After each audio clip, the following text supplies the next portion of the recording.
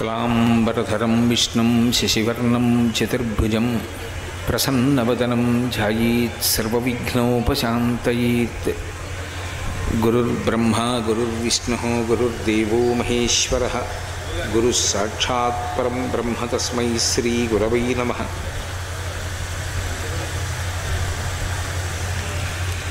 व्यासाय विष्णुरूपाय व्यासरूपाय विष्णवे नमो वै ब्रह्मनिधये वासिष्ठाय नमो नमः।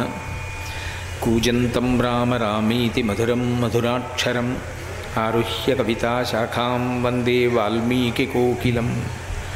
श्रुतिस्मृतिपुराणानाम् आलयं करुणालयं नमामि भगवत्पादशङ्करं लोकशङ्करम्। वागर्धाविव सम्पृक्तौ वागर्धप्रतिपत्तये जगतः पितरौ वन्दे पार्वतीपरमेश्वरौ। सूक्तिं समग्रयितु न स्वयमेव लक्ष्मीः श्रीरङ्गराजमहिषीमधुरैः कटाक्षैः। वैदग्ध्यवर्णगुणकुम्भनगौरवैर्यां कण्डूलकर्णकुहराः कवयोधयन्ति। हैमोर्ध्वपुण्ड्रमजहन्मकुटं सुनासं मन्दस्मितं मकरकुण्डलचारुगण्डं बिम्बाधरं बहुलदीर्घकृपाकटाक्षं श्रीवेङ्कटेशमुखमात्मनिसन्निधत्ताम्। विमलपटी कमलकुटी पुस्तकरुद्राक्षस्यस्तहस्तपुटी कामाक्षी पक्ष्मलाक्षी कलितविपञ्ची विभासि वैरिञ्ची। मनोजवं मरुततुल्यवेगं जितेन्द्रियं बुद्धिमतां वरिष्ठं वातात्मजं वनरयूथमुख्यं श्रीरामदूतं शिरसा नमामि। आपदामपहर्तारं दातारं सर्वसम्पदां लोकाभिरामं श्रीरामं भूयो भूयो नमाम्यहम्। हरिः ओं। परमेश्वरस्वरूपैన సభకి నమస్కారం। విఘ్నేశ్వరుడు గురించి తరచుగా ప్రార్థనా శ్లోకంగా చెప్పేటటువంటి శ్లోకాలలో ఒకటి శుక్లాంబరధరం విష్ణుం శశివర్ణం చతుర్భుజం ప్రసన్నవదనం ధ్యాయేత్ సర్వవిఘ్నోపశాంతయేత్. ఈ శ్లోకం ఎలా చెప్తామో అలాగే ఇంకొక శ్లోకాన్ని కూడా చెప్తాం. త్యాగరాజస్వామి ఆ శ్లోకాన్ని ఆధారం చేసుకుని ఒక కీర్తన కూడా చేశారు. అగజానన పద్మార్కం గజానన మహర్నిశం అనేకదం తం భక్తానాం ఏకదంతముపాస్మహే. ఆ శ్లోకం చాలా సులభంగా ఉంటుంది, చాలా చిన్న శ్లోకం. కానీ ఆ శ్లోకం విఘ్నేశ్వరుని యొక్క వైభవాన్ని ఆవిష్కరిస్తుంది. ఆ శ్లోకాన్ని ప్రారంభం చేస్తూ అగజానన పద్మార్కం అని పిలిచారు. గ అంటే సంస్కృతంలో గమించుట అని. సంస్కృతంలో ఒక్క అక్షరం చెప్పినా సరే ఆ అక్షరం అర్థాన్ని ప్రతిపాదిస్తుంది. వి అన్నాను అనుకోండి విశేషమైన, అదే వికి వ్యతిరేకార్థం కూడా ఉంది.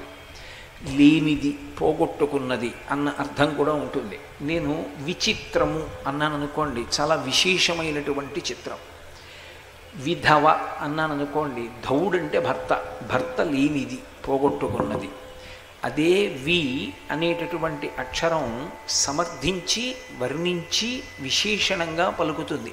అదే వి వ్యతిరేకార్థాన్ని ప్రతిపాదిస్తుంది. అలా ఒక్క అక్షరం పలికాను అనుకోండి, నృ అన్నాను అనుకోండి, ఇంకా వేరే నేను నృపతి అనక్కర్లేదు. నృపతి అంటే నరపతి, నరులకు పతి, రాజు. వేరే నృ అనక్కర్లేదు. వాగర్ధావివ సంపృక్తౌ వాగర్ధ ప్రతిపత్తయే జగత పితరౌ వందే పార్వతీ పరమేశ్వరౌ. పార్వతీ పరమేశ్వరౌ. పార్వతీ ప అన్నాను అనుకోండి, ప శబ్దం పతి, పార్వతీదేవి యొక్క పతి రమేశ్వరవు. రమ అంటే లక్ష్మి, ఈశ్వరవు అంటే విష్ణువు. అంటే ఎవరికి నమస్కరిస్తున్నాను అంటే పార్వతీ పరమేశ్వరవు అంటే పార్వతీ పరమేశ్వరులకు నమస్కరిస్తున్నాను. పార్వతీ ప అనే ఆపి రమేశ్వరవు అంటే పార్వతీ పరమేశ్వరులకు, రమా ఈశ్వరులకు అంటే లక్ష్మీనారాయణులకు నమస్కరించుచున్నాను. శ్లోకాన్ని మీరు ఎలా ఆపారు అన్నదాన్ని బట్టి అర్థం మారిపోతుంది. నృ అంటే నృపతి, రాజు. అలా గ అంటే గమించుట, కదులుట అని అర్థం. అగ అంటే కదలనిది అని అర్థం. ఏది కదలదో దానిని అగము అని పిలుస్తారు. అగము అంటే కదలనిది ఏది అంటే కొండ. అగజ జ అంటే పుట్టుట. సంస్కృతంలో ఇందాక మీతో మనవి చేశాను కదా, ఒక్క అక్షరం చెప్తే చాలు దానికి అర్థం ఉంటుంది. నీరజ అన్నాను అనుకోండి, నీటి నుండి పుట్టినది. జలజ అన్నాను అనుకోండి, జలము నుండి పుట్టినది. పద్మజ అన్నాను అనుకోండి, పద్మము నుండి పుట్టినది అని. జ అన్న అక్షరం సంస్కృతంలో ఎక్కడ వాడినా పుట్టినది అని అర్థం. ఆ గజ అంటే కదలని దానికి పుట్టినది. కదలనిది కొండ.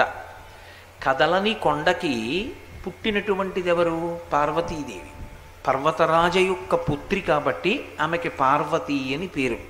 మనం చలపతిరావు అంటుంటాం. నిజానికి చలపతిరావు అనేటటువంటి ఉచ్చారణ పరిపూర్ణమైనది కాదు. అచలపతిరావు. ఏమని పిలవాలి అంటే అచలపతి అని పిలవాలి. చలము అంటే కదిలేది, అచలము అంటే కదలనిది కొండ. అచలమునకు పతి, ఆ కొండకి ఎవరు? ఈశ్వరుడైతే ఆయన. ఏదో రత్నగిరి ఉందనుకోండి సత్యనారాయణ స్వామి, వెంకటాచలం ఉందనుకోండి వెంకటేశ్వర స్వామి. అలా ఒక్కొక్క కొండకి ఒక్కొక్కరు ఆధిపత్యంలో ఉంటారు. అచలపతి అంటే కొండకు పతి అయిన వాడు పరమేశ్వరుడు. కాబట్టి అచలపతిరావు అనాలి కానీ చలపతిరావు అనకూడదు అసలు యథార్థానికి. అలా అగజానన పద్మం అంటే కొండకు పుట్టినటువంటిది ఎవరో ఆమె ముఖము పద్మము వలె ఉన్నది. కొండకు పుట్టినది ఎవరు? పార్వతీదేవి పుట్టింది. ఏ కొండకి పుట్టింది ఆవిడ? హిమవంతునికి కుమార్తెగా వచ్చింది. హిమవంతునికి కుమార్తెగా వచ్చింది అంటే ఆవిడికి కూడా పుట్టే లక్షణం ఒకటి ఉంటుందా? మనందరం పుట్టినట్టే ఆవిడ పుడుతుందా? అజాయమానో బహుధా విజాయతే అని శృతి. పుట్టవలసిన అవసరం లేనివాడు అనేక పుట్టుకలు పొందుచున్నాడు. ఎవరి కొరకు అంటే మన కొరకు. భక్తులైనటువంటి వారిని అనుగ్రహించడానికి అమ్మవారు ఎంతమందికైనా కుమార్తెగా వస్తుంది. కానీ భర్త మాత్రం పరమేశ్వరుడు ఒక్కడే. ఆ స్థానాన్ని అసలు మనసులో కూడా వాంఛించకూడదు. అందుకే శంకరాచార్యులు వారు సౌందర్యలహరి చేస్తూ శివే శృంగారార్ధ్ర తదితరజనే కుచ్చనపరా అంటారు. ఆమె శివుడి పేరు చెప్తే కన్నులలో శృంగార రసం కనపడుతుంది. తదితరజనే అమ్మవారి దగ్గరికి వెళ్ళి నిలబడినప్పుడు అమ్మా నేను నీ బిడ్డని అని నించోవాలి. అంతేకాని పురుష స్వభావంతో నించున్నారను అనుకోండి, నేను మగవాడిని అన్న భావనతో నేను నించున్నాను అనుకోండి, అమ్మవారి కళ్ళు ఎరిపిక్కుతాయిట. ఎవడరోయ్ నా ముందు పురుషుడనని నించున్నవాడు అని. ఆమె ముందు పురుషుడను అని నిలబడగలిగిన వాడు పరమశివుడు ఒక్కడే. తదితరజనే కుచ్చనపర. కాబట్టి ఆవిడికి కోపం వస్తుంది. మనం బిడ్డలము అని నిలబడితే వెంటనే ఆవిడ కళ్ళల్లో కరుణారసం కనపడుతుంది. పరమ ప్రేమ ఆవిడ కళ్ళల్లోంచి కనపడుతుంది, నా బిడ్డ రావాడు అని. కాబట్టి ఆ తల్లి యొక్క ముఖము పద్మముతో సమానము. ఆవిడ కొండకి కూతురుగా వచ్చింది. ఎందుకు వచ్చింది అంటే ఒక్క హిమగిరికే కాదు ఆమె కొండగా వచ్చింది. ఆమె ఎవరెవరిని ఉద్ధరించాలనుకుందో వాళ్ళందరికీ కూతురుగా వస్తుంది. అసలు నేను మీతో ఒక పరమసత్యం చెప్పాలి అంటే ఎవరి ఇంట ఆడపిల్ల ఉన్నా అది అమ్మవారే. అందుకే బాలగా పూజ ఉంటుంది, రోహిణిగా పూజ ఉంటుంది. ఆడపిల్ల అన్న మాటలోనే ఆ అర్థం. ఆ పిల్ల ఈడపిల్ల కాదు, ఇక్కడ ఉండదు. ఆడపిల్ల అక్కడికి వెళ్ళిపోతుంది. ఎక్కడికి? ఏడకి వెళ్ళిపోతుంది. నారాయణుడు ఎక్కడున్నాడో అక్కడికి వెళ్ళిపోతుంది. అందుకే కాళ్ళు కడిగినప్పుడు నారాయణ స్వరూపంగా కాళ్ళు కడిగి కన్యాదానం చేస్తారు. అంటే ఈ కన్య లక్ష్మి. ఆమె నా ఇంట ఎందుకు పుట్టింది అంటే నన్ను అనుగ్రహించడానికి. ఏమిటి అనుగ్రహిస్తుంది? మగపిల్లవాడైతే ఏ ఇంట్లో పుట్టాడో ఆ వంశాన్నే తెరింపచేస్తాడు. ఆడపిల్ల అయితే ఏ ఇంట పుట్టిందో పుట్టినింటిని, ఏ ఇంటిని మెట్టిందో మెట్టినింటిని, 2 ఇళ్ళని తెరింపచేస్తుంది. పార్వతీదేవి 3 ఇళ్ళని తెరింపచేసి. ఎందుకని? ఆ హిమవంతుని యొక్క భార్య మేనకాదేవి కోరుకుంది పార్వతీదేవిని. 1 నా ఇల్లు పండాలి నువ్వు పుట్టినందుకు. 2 నువ్వు మెట్టినటువంటి ఇల్లు పండాలి కైలాసం. 3 లోకములు పండాలి నువ్వు పుట్టినందుకు. అలా నువ్వు ఈ లోకంలోకి రావాలి అని అడిగితే వరం ఇచ్చింది ఆ రోజున పార్వతీదేవి. తప్పకుండా నేను అలాగే ప్రభవిస్తానంది. అలాగే ప్రభవించినటువంటి తల్లి సాక్షాత్తు ఆదిశక్తి. ఆవిడికి చేసి పెట్టడానికి ఏమీ ఉండదు. 2 కారణముల చేత అమ్మవారి ముఖమునందు ఎప్పుడూ కూడా కలవరపాటు ఉండదు. ఎందుకుండదు అంటే అసలు ఆవిడ్ని భయపెట్టగలిగినటువంటి పదార్థం ఒకటి లోకంలో లేదు. ఎందుచేత అంటే భయము అన్న మాట దేని నుంచి ఉత్పన్నమవుతుంది? దాన్ని నేను ఎదుర్కోగలనో ఎదుర్కోలేనో అంటే భయం. ఎవరికి ఏ కష్టం వచ్చినా ఎదుర్కోవడానికి కావలసినటువంటి సమస్త శక్తులను అనుగ్రహించగలిగినటువంటి ఆదిశక్తి స్వరూపిణి అయినటువంటి తల్లికి భయమన్న మాట ఎక్కడుంటుంది? ఉండదు. కాబట్టి ఆమె నిత్యతృప్తురాలు, ఎప్పుడూ పరమ సంతోషంగా ఉంటుంది. ఒక ఇల్లాలిగా ఆలోచిస్తే భర్త వైపు నుంచి ఆవిడికి ఏమైనా కొదవ ఉందా? ఆవిడికి ఏమీ కొదవలేదు. ఎందుకని? మహానుభావుడు. లోకంలో అందరు పురుషులు కామమును ధర్మంతో ముడివేయడానికి వివాహం చేసుకుంటారు. పరమశివుడు కాముణ్ణి కాల్చినవాడు. కాముణ్ణి కాల్చినటువంటి పరమేశ్వరుడు ఆవిడ తపస్సుకు మెచ్చి ఆవిడికి భర్త అయ్యాడు. కాబట్టి ఆయన కన్నా గొప్పవాడు, ఆయన కన్నా శాశ్వతుడు, ఆయన కన్నా జ్ఞానం ఇవ్వగలిగిన వాడు, ఆయన కన్నా ఐశ్వర్య సంపన్నుడు, ఆయన కన్నా వేరొకటి ఇక ఏమీ లేదు. ఉన్నది ఆయన ఒక్కటే. అయినప్పుడు అంతకన్నా గొప్ప భర్త ఉన్నవాళ్ళు ఎవరుంటారు లోకంలో? కాబట్టి ఆవిడికి లోటు లేదు. అందుకే హేరంబే చ గుహీచ హర్షభరితం వాత్సల్యమంకూరయన్ మారద్రోహిణి పూరుషే సహభువం ప్రేమాంకురం యంజయన్. మూకశంకరులు మందస్మిత శతకం చేస్తూ అంటారు, భర్త చూస్తే అంత గొప్పవాడు. ఇక మిగిలిందెవరు? ఇద్దరు కొడుకులు. పెద్దవాడు ఒకడు విఘ్నేశ్వరుడు, రెండవవాడు ఒకడు సుబ్రహ్మణ్యుడు. అయ్యో, ఈ పిల్లలిద్దరికీ పాపం ఏదో వెనకబడ్డారు, వీళ్ళిద్దరికీ ఏమైనా ఉపకారం చెయ్యాలనుకుంటుందా ఆవిడ? అలా ఉపకారం చెయ్యాలనుకోవడానికి వాళ్ళిద్దరూ ఏమీ వెనకపడిన వాళ్ళు కారు. హేరంబేచ, పెద్ద కొడుకు ఎప్పుడూ కూడా తండ్రి పక్కన ఉండాలి. తండ్రి పక్క నుండి తండ్రి యొక్క మనశ్శాంతికి కారకుడు కావాలి. కన్న తల్లి ఎప్పుడు సంతోషిస్తుందంటే, ఈ కొడుకుని చూసుకుని మా ఆయన పొంగిపోతున్నారు, మంచి కొడుకు నాకని ఆనందం పొందుతున్నాడు, ఆ కొడుకుని కన్న తల్లి సంతోషపడుతుంది. విఘ్నేశ్వరుడికి హేరంబుడు అని ఒక పేరు. హేరంబుడు అన్న పేరు రావడానికో కారణం ఉంది. ఆయన శైవాగమాన్నంతటినీ చెప్పాడు. శైవాగమం చెప్పిన వారెవరు అంటే విఘ్నేశ్వరుడు చెప్పాడు. శైవాగమము అంటే శివ సంబంధమైనటువంటి సమస్త విషయములు పొందుపరచబడి ఉంటాయి. ఒక దేవాలయం ఎలా కట్టాలి, శివాలయం అన్నా కూడా శైవాగమమే ఆధారం. అటువంటి శైవాగమాన్ని లోకానికి చాటి చెప్పినవాడు విఘ్నేశ్వరుడు. అంటే తండ్రి తత్వం పెద్ద కొడుక్కి తెలిసిన్నట్టుగా ఇక లోకంలో ఎవ్వరికీ తెలియదు. అమ్మవారిది ఒక్క విఘ్నేశ్వరుడికి కాదు తెలియడం. మనుశ్చంద్ర కుపేరశ్చలోపాముద్రాచ మన్మద అగస్తీరగ్ని సూర్యశ్చ ఇంద్రస్కంధ శివస్తథా క్రోధభట్టారకో దేవ్యా ద్వాదశామి ఉపాసకా అని శ్రీ విద్యాతంత్రం.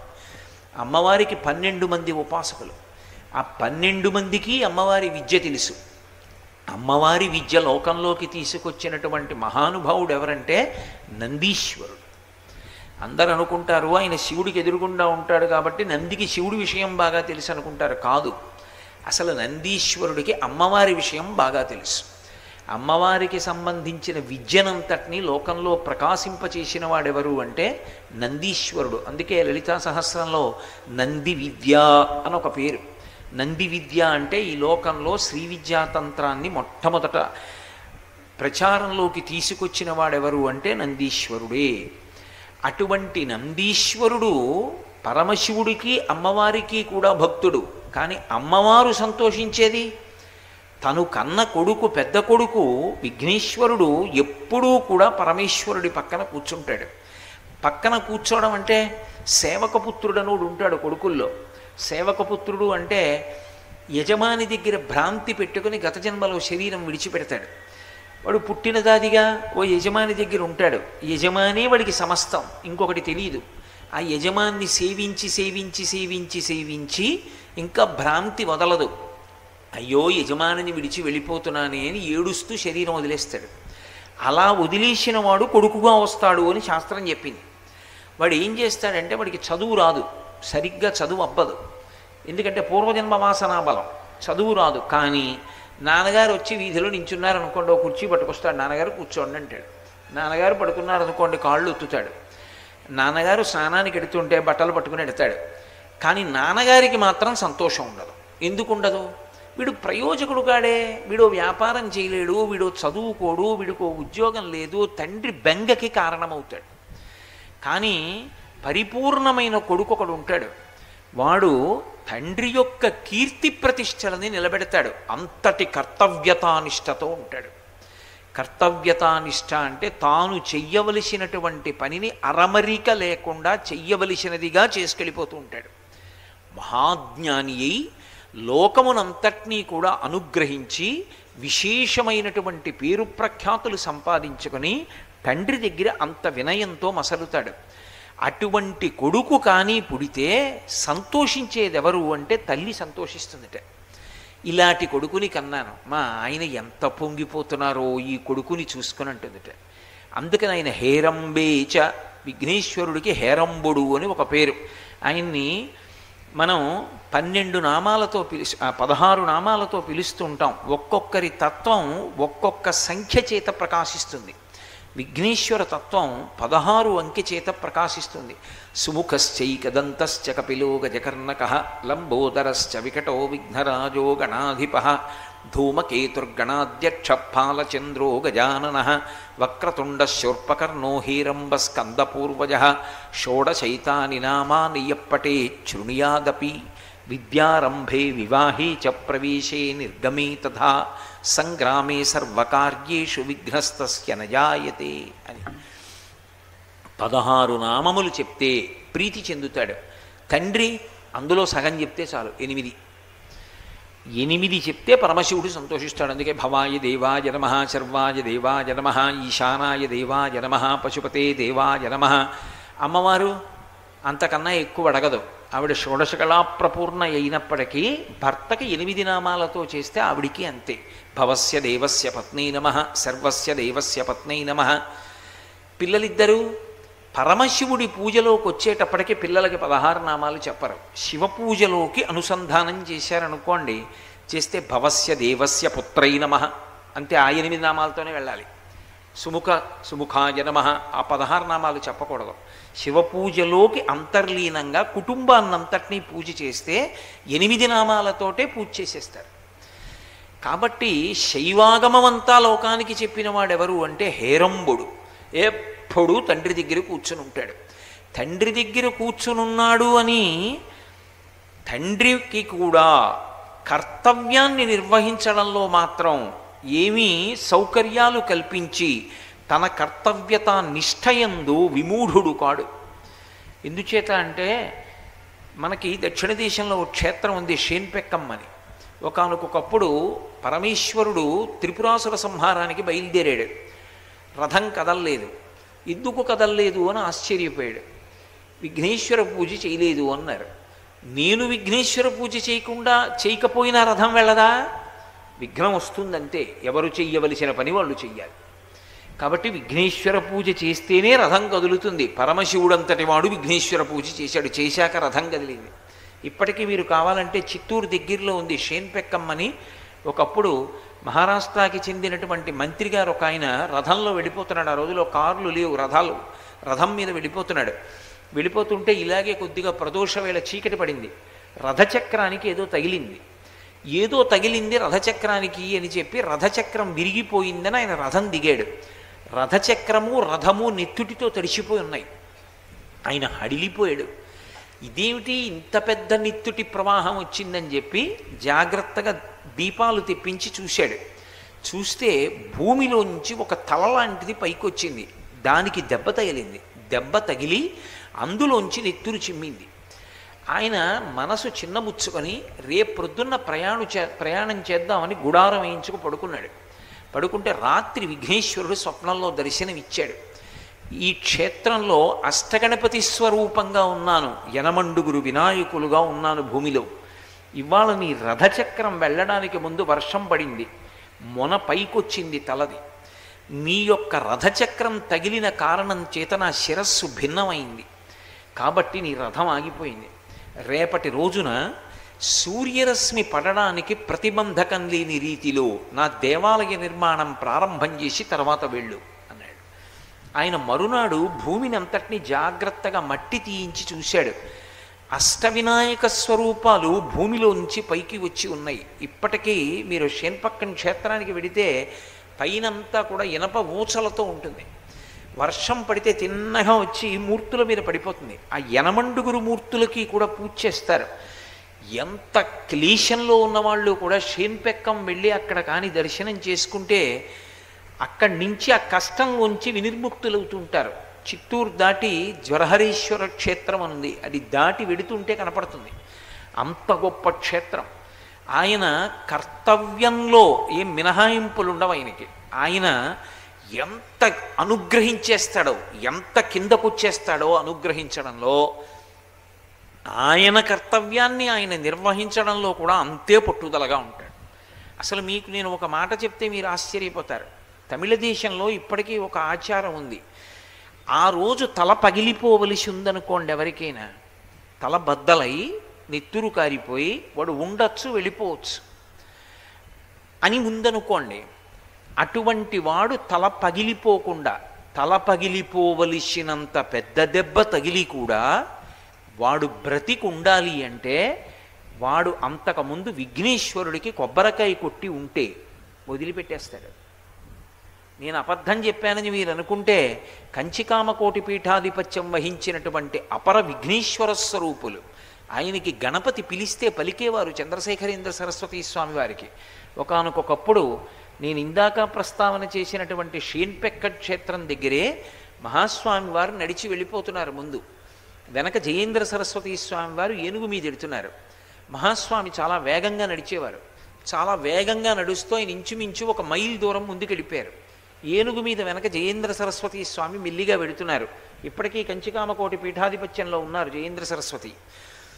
వెడుతుండగా అకస్మాత్తుగా ఏనుక్కి పిచ్చెక్కినట్టు అయిపోయి పైనుంచి జయేంద్ర సరస్వతి కింద పడిపోతారేమోనని పరివారం అందరూ భయపడ్డారు. అది గిర్ర గిర్ర గిర్ర గిర్ర తిరుగుతోంది.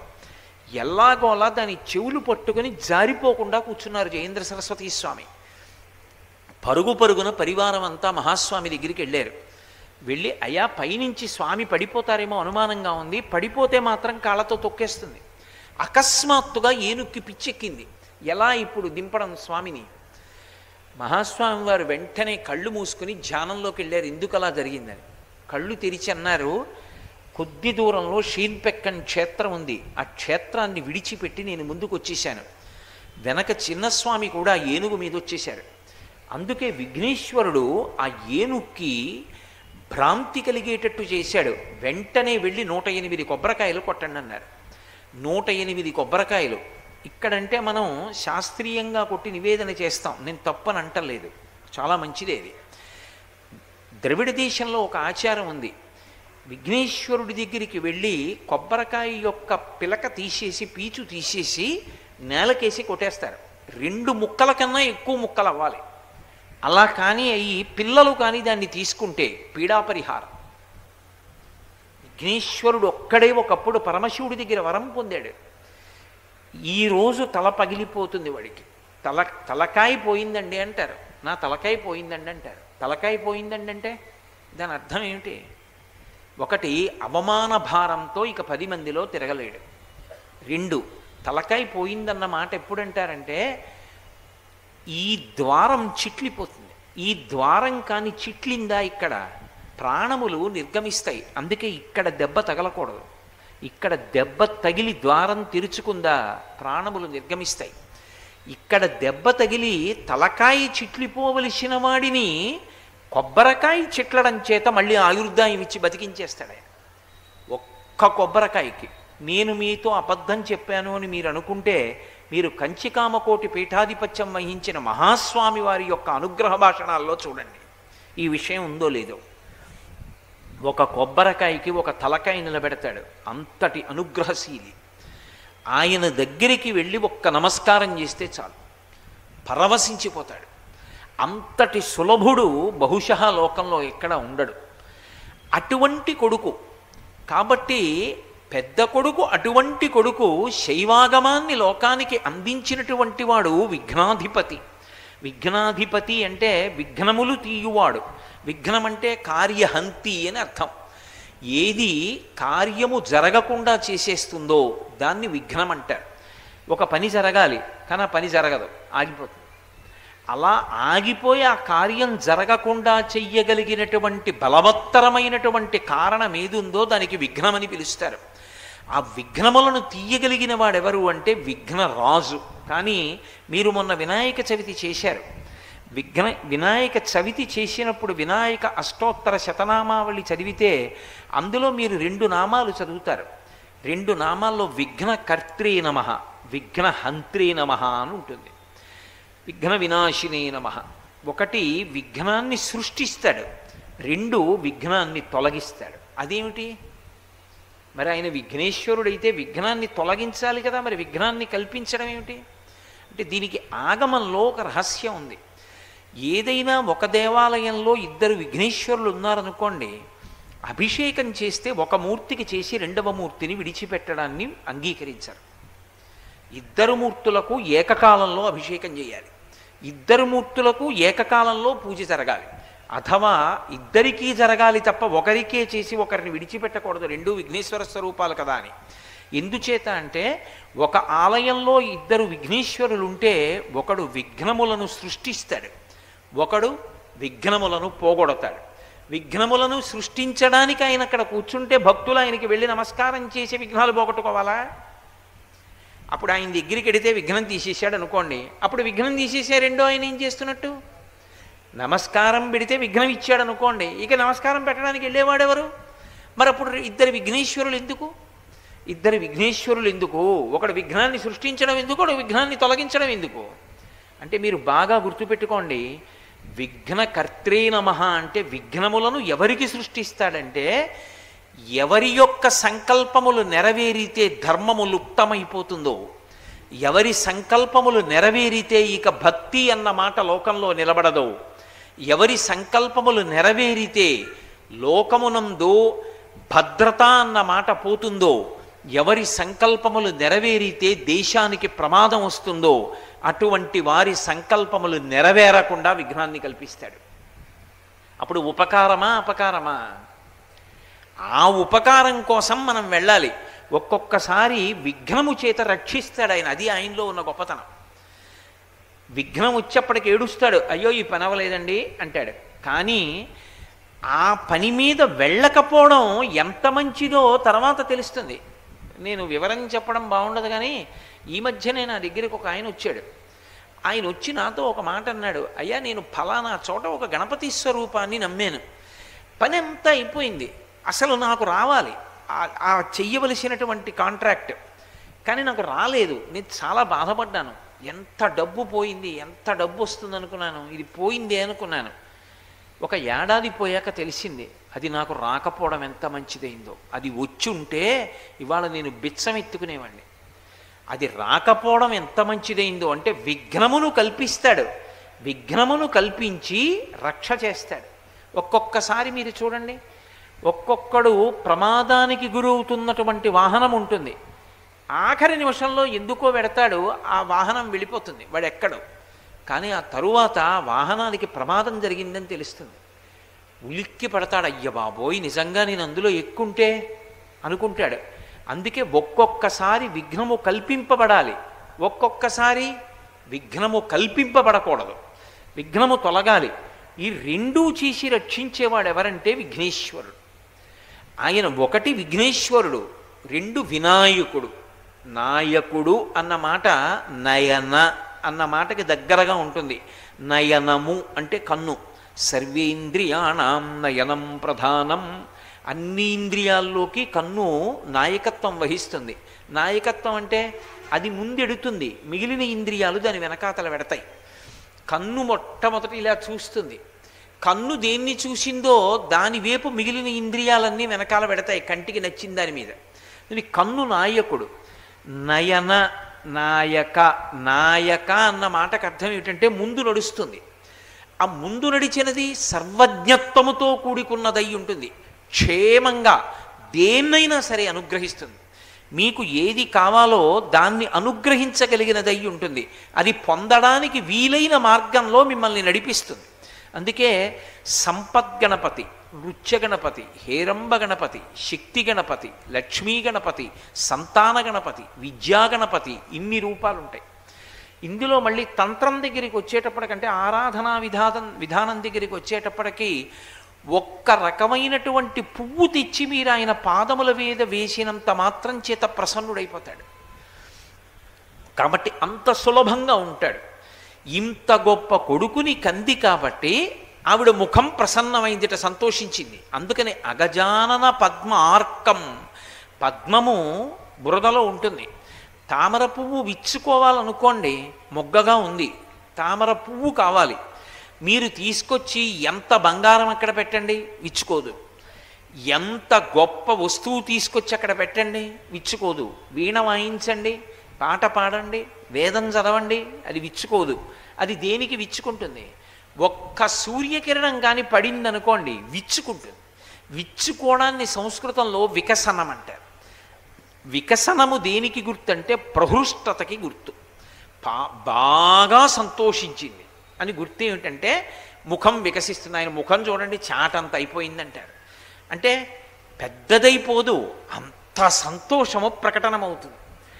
అమ్మవారు సంతోషించడానికి ఆవిడికి ప్రత్యేకమైన కారణాలు ఉండవు. ఆవిడికి లేనిది ఒకటి ఉంటే, కొత్తగా ఓ కోరిక తీరితే ఆవిడ ముఖం ప్రసన్నమైందండి, ముఖం విచ్చుకుందండి అనాలి. ఆవిడికి లేనిదన్నది లోకంలో ఏమీ లేదు. ఎవడికి లేనిదైనా ఆవిడ పూరిస్తుంది. అటువంటి ఆవిడ ముఖాన్ని వికసింపచేయడం అంటే సామాన్యమైన మాటలా? ఆవిడ శక్తి ఏం సామాన్యమైందా? అవిద్యానామంతస్తిమిరమిహిరోద్దీపనగరి జడానాం చైతన్యస్తబకమకరంద శృతిచేరి దరిద్రాణాం చింతామణిగుణనికా జన్మ జలధౌ నిమగ్నానాం దంస్ట్రా మురరిపువరాహస్య భవతి అంటారు శంకర భగవత్పాదులు సౌందర్యలహరి చేస్తాడు గురించి. జడానాం చైతన్య స్తబక మకరంద శృతి చెరి. ఆవిడ జడుడు అంటే వాడికి దగ్గరికి వెళ్ళి మీరు ఏదైనా చెప్పారనుకోండి, వాడు ప్రతిస్పందించడు, అన్నీ వింటాడు. కానీ వాడు మళ్ళీ ఆ పని చెయ్యడు. ఎలా ఉంటాడో అలాగే ఉంటాడు. వాడిని జడుడు అంటారు. జడుడు అమ్మవారికి నమస్కారం చేస్తే చైతన్య మకరంద శృతి ఝరి, తేనె ఒక్కసారి భూమిలోంచి పైకి ఇలా పొంగిందనుకోండి, ఎలా పైకి వస్తుందో జల, అలా వాడిలో చైతన్య ప్రవాహం వస్తుందిట. ఎవరి కోసం ఖర్చు పెట్టాలి? భర్తని ఉద్ధరించడానికి భర్త కోసం ఖర్చు పెట్టక్కర్లా. ఆయన మహాత్ముడు. పెద్ద కొడుకు మహానుభావుడు, రెండో కొడుకు మహాజ్ఞాని. మరి ఆవిడకున్న శక్తి అంతా ఎవరి కోసం ఖర్చు పెడుతుంది? అమ్మా నాకు ఇది లేదని వచ్చి ఇలా రెండు చేతులు జోడించి తల ఉంచేవాడు ఎవడైనా ఉన్నాడా, వాడిని ఉద్ధరిద్దామని ఆవిడ చూస్తూ ఉంటుందిట. ఆనమ్రేషు జనేషు పూర్ణ కరుణా వైదగ్ధ్యముత్తాలయ అంటే ఆ తల్లికి ఏం లోటు లేదు. మరి ఏమీ లేని లోటు లేని తల్లి యొక్క ముఖం సూర్యకిరణాలు పడితే పద్మం విచ్చుకున్నట్టు. అగజానన పద్మార్కం, అర్కం అంటే అర్కుడు అంటే సూర్యుడు. సూర్యకిరణం పడితే పద్మం ఇలా వికసనం పొందినట్టుగా ఆవిడ ముఖం ఎంతో సంతోషాన్ని పొందుతుందిట. ఏ కారణానికి పొందాలి అంటే ఈ లోకం పతివ్రతా ధర్మంతో కూడుకున్నటువంటి లోకం. ఆవిడ ఎంత గొప్పదైనా ఆవిడ కూడా మహాపతివ్రత. ఆమె తనంత తాను ఎంత గొప్పది కానివ్వండి, ఆవిడకో లక్షణం ఉంది. తిన్నగా వెళ్ళి ఆవిడ్ని పొగిడితే ఆవిడ సంతోషించదు. పరమశివుణ్ణి పొగిడారనుకోండి ఆవిడ సంతోషిస్తుంది. ఆవిడ్ని కీర్తించారనుకోండి, వీడెవడరా వచ్చి నన్ను కీర్తిస్తున్నాడు, ఆయన్ని కీర్తించడం మానేసి నేను గొప్పదాన్ని అంటాడేమిటి అనుకుంటుంది. అందుకే శంకరాచార్యులు వారు సౌందర్యలహరి చేస్తూ ఈ రహస్యాన్ని చెప్పకుండా చెప్పారు. విపంచాగాయంతి వివిధమపదానం పశుపతే అన్నారు. సరస్వతీదేవి వచ్చి అమ్మవారి దగ్గర కూర్చుని వీణ వాయిస్తే అమ్మవారి మీద పాట పాడదుట, అయ్యవారి మీద పాట పాడుతుంది. ఎందుకు అంటే అయ్యవారి మీద పాట పాడితే తాంబూలారుణపల్లవాధరయుతే తాటంకహారాన్వితే వీణానాద నిమీలితార్థనయనే విప్రస్థచూలింబరే. ఆవిడ తాంబూల చర్వణం చేస్తూ సరస్వతీదేవి వీణ వాయిస్తూ సాంబశివాయ నరే అని పాట పాడుతుంటే పరమ సంతోషంతో దరదళిత నీలోత్పల రుచ పూర్తిగా ఇలా మూసేసింది అనుకోండి, కళ్ళు లోకాలన్నీ లయమైపోతాయి. పూర్తిగా ఇలా తెరిచింది అనుకోండి, మనకి భయం వేస్తుంది, దగ్గరికి వెళ్ళలేము. అందుకని ఇలా తెరవదు, ఇలా ముయ్యదు. దరదళిత విచ్చుకోకుండా ఉన్నటువంటి పువ్వులా కళ్ళు తెరిచి తెరవకుండా ఉంచి అర్ధనిమీలిత నేత్రాలతో తాంబూల చర్వణం చేస్తూ తల ఇలా ఊపుతూ సంతోషపడిపోతుందట. అప్పుడు ఆవిడ తాటంకములు ఇలా ఊగుతూ ఉంటాయిట. అమ్మవారు పరమశివుడి యొక్క కీర్తనకే అంత సంతోషిస్తే పరమశివుణ్ణి నిరంతరం సంతోషపెట్టగలిగినటువంటి గొప్ప కుమారుడు విఘ్నేశ్వరుడైతే ఆయన్ని చూసేటప్పటికి ఆవిడ ముఖం ఎంత సంతోషిస్తుంది అంటే దాని అర్థం ఏమిటి? నువ్వు విఘ్నేశ్వరుడికి ఒక్క నమస్కారం చేస్తే వెంటనే ఎవరి ముఖం వికసిస్తుంది? లోపలకు వచ్చే ముందు అలా వెళ్ళి వినాయకుడికో నమస్కారం చేశామనుకోండి, మొట్టమొదట ఎవరి ముఖం వికసిస్తుంది? లోపల ఉన్నటువంటి మాణిక్యాంబ ముఖం ఇంత వికసిస్తుంది. అంత గొప్ప కొడుకు ఆయన అయ్యుంటే ఆ కొడుక్కి నమస్కారం పెడితే తండ్రి వాడురా ప్రయోజకుడు అయ్యాడు నా పెద్ద కొడుకు, ఆయన ముఖం ఇంత వికసిస్తుంది. ఆయన ముఖం ఇంత వికసిస్తే ఆవిడ అన్నగారు నారాయణమూర్తి, ఆయన నా మేనల్లుడు అంత గొప్పవాడని ఆయన ముఖం వికసిస్తుంది. నా మేనల్లుడు ఇంత గొప్పవాడని మా ఆయన పొంగిపోయేంత గొప్ప అల్లుడని లక్ష్మీదేవి ముఖం వికసిస్తుంది. ఏ ఒక్కరికి నమస్కరించినంత మాత్రం చేత లక్ష్మీనారాయణులు పార్వతీ పరమేశ్వరులు కూడా సంతోషిస్తారో ఆ ముఖము ఈ ముఖము. ఇది చెప్పడం అగజానన పద్మార్కం. అంతేకాని కేవలంగా పార్వతీదేవి ముఖమనబడేటటువంటి పద్మమునకు వికసనమును ఈయగలిగినటువంటి సమర్థత కలిగినటువంటి కుమారుడైన విఘ్నేశ్వరుడిదని దానికి వ్యాఖ్యార్థం చెప్పకూడదు. కాబట్టి అమ్మవారికే ముఖ వికసనమును కల్పించగలిగినటువంటి గొప్ప కొడుకు. అటువంటి వాడు అగజానన పద్మార్కం గజాననం. ఆయన ముఖం ఏనుగు ముఖం. అదే అలా ఎందుకు ఉండాలి? అమ్మవారి కొడుకైనప్పుడు ఆయనకి కూడా అందరికీ ఉన్న ముఖమే ఉండొచ్చుగా. అంటే విఘ్నేశ్వరుడు పుట్టినప్పుడు నరగణపతిగానే పుట్టాడు. నరుడి ముఖం ఎలా ఉంటుందో అటువంటి ముఖమే. ఇప్పటికీ నరగణపతి స్వరూపాన్ని చూడాలి అంటే చిదంబరంలో చూడొచ్చు. చిదంబరంలో ఉన్నాడు. అలాగే ట్రిచి అంటారు, తిరుచిరాపల్లి క్షేత్రంలో ఉంటాడు. అంటే ఆయన ఎవరు అంటే పార్వతీదేవి ఒంటి నుంచి తీసినటువంటి నలుగు నుండి ఆవిర్భవించినటువంటి వాడు. ఆ నలుగుతో వచ్చాడు. అందుకే మీకు లోకంలో మిగిలిన ఏ మూర్తినైనా ఉపాసన చెయ్యాలంటే రెండే మార్గాలు ఉంటాయి. ఒకటి పూర్ణకుంభంలోకి ఆవాహన చెయ్యాలి. పూర్ణకుంభం పెట్టి మీరు ఎవరిని ఆవాహన చేయండి అందులోకి వస్తుంది. ఒకప్పుడు మధుర మీనాక్షి అమ్మవారి దేవాలయంలోకి శృంగేరి పీఠాధిపతులు మహానుభావుడు ఉగ్రనరసింహభారతీ స్వామి అని ఉండేవారు. ఆయన రోజుకు 6 కాకరకాయలు తినేవారు. ఆయనకి సర్వశక్తులు వశపడిపోయాయి. అటువంటి ఆయన మీనాక్షి అమ్మవారి గుళ్ళోకి వెళ్ళి అమ్మవారికి పూజ చేస్తా అన్నారు. అర్చకులు అన్నారు, మీరు లోపలికి వచ్చి పూజ చేయడానికి వీల్లేదన్నారు. వెంటనే మేమే రాకూడదా గుళ్ళోకి? సరి, మీ ఉద్ధతి ఇలా ఉందన్నమాట. ఆయన పూర్ణకుంభం తెమ్మన్నారు శిష్యుణ్ణి. శిష్యుడు పూర్ణకుంభం తీసుకొచ్చాడు.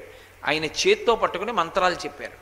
చెప్పేటప్పటికి అమ్మవారిలోంచి ఒక్కొక్క కళ పూర్ణకుంభంలోకి వెళ్ళిపోయింది.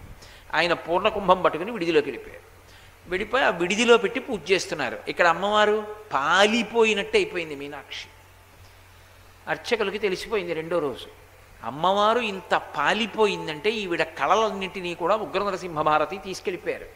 కలశలోకి ఆవాహన చేశని వెళ్ళి ఆయన కాళ్ళ మీద పడ్డారయ్యా, తప్పైపోయింది, మిమ్మల్ని గుళ్ళోకి రావద్దండం ఏంటి? అర్థం లేని విషయం. అటువంటి మహాత్ముల్ని రావద్దంటే ఇంకెందుకు?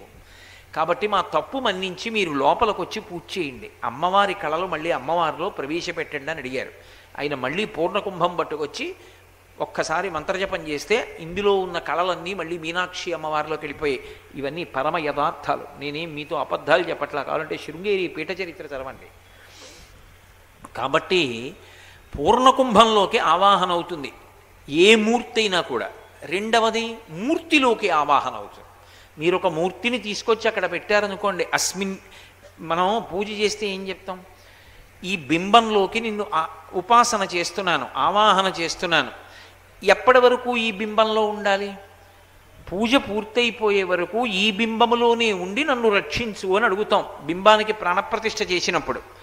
మళ్ళీ అయిపోయిన తర్వాత యజ్ఞేన యజ్ఞమైజంత దేవాహత్తాని ధర్మాని ప్రథమాన్యాసన్నన్న మంత్రం చెప్పి పీఠాన్ని ఒకసారి కదిపితే పూజామందిరంలోకి వెళ్ళిపోతుంది ఆ కళ. కాబట్టి ఏ మూర్తినైనా ఆరాధించడానికి ప్రధానమైన మార్గముల రెండే. ఒక్క విఘ్నేశ్వరుడి విషయంలో అక్కర్లేదు. ఇంత పసుపు తీసి నీళ్లు పోసి ఇలా నొక్కి అక్కడ పెట్టాను అనుకోండి, ఆవాహన అయిపోతాడు అంతే. కొత్తగా మంత్రం చెప్పక్కర్లేదు. విఘ్నేశ్వరుడి కూర్చుంటాడు, బొట్టెట్టి పెట్టి పూజ చేస్తే అందేసుకుంటాడంతే. ఏమి తెల్లవారు లేస్తే పసుపు ముద్దకి బొట్టు పెట్టి మీరందరూ చేయించట్లా విఘ్నేశ్వర పూజ? ఎక్కడి నుంచి వచ్చింది?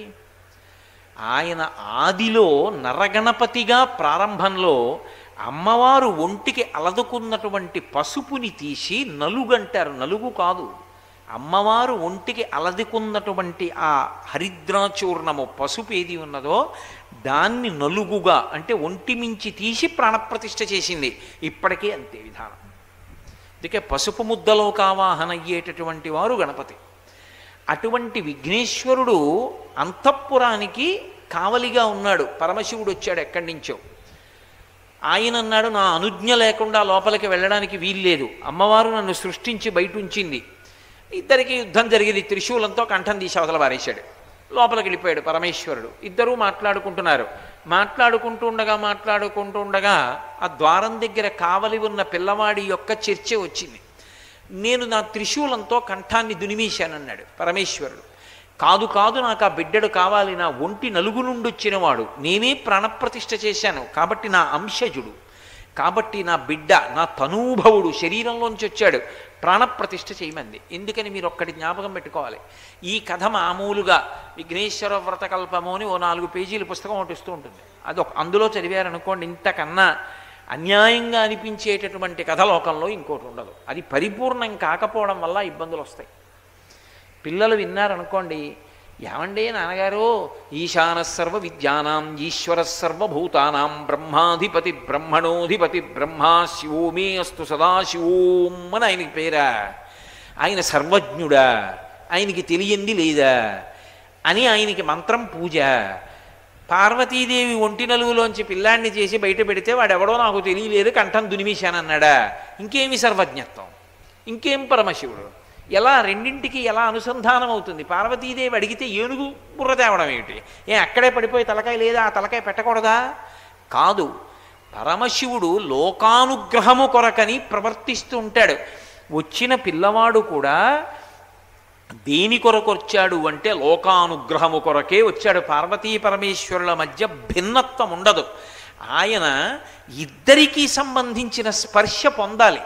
ఇద్దరికీ సంబంధించిన స్పర్శ పొందాలి అంటే పార్వతీదేవి బిడ్డడిగా ఆమె ఒంటి నలుగులోంచే వచ్చినవాడు అనుకోండి, ప్రకృతి సంబంధం ఒకటే, శివచైతన్యం అందులో లేదు. కానీ గజాసురుడు ఒక రాక్షసుడు ఉన్నాడు ఆ రోజుల్లో. ఆయన ఏనుగు ముఖంతో ఉండేవాడు. ఏనుగు ముఖంతో ఉండడం ఏమిటి? ఏనుగు రూపంలో ఉండేవాడు. ఆసురీ ప్రవృత్తితో ఉంది ఆ ఏనుగు.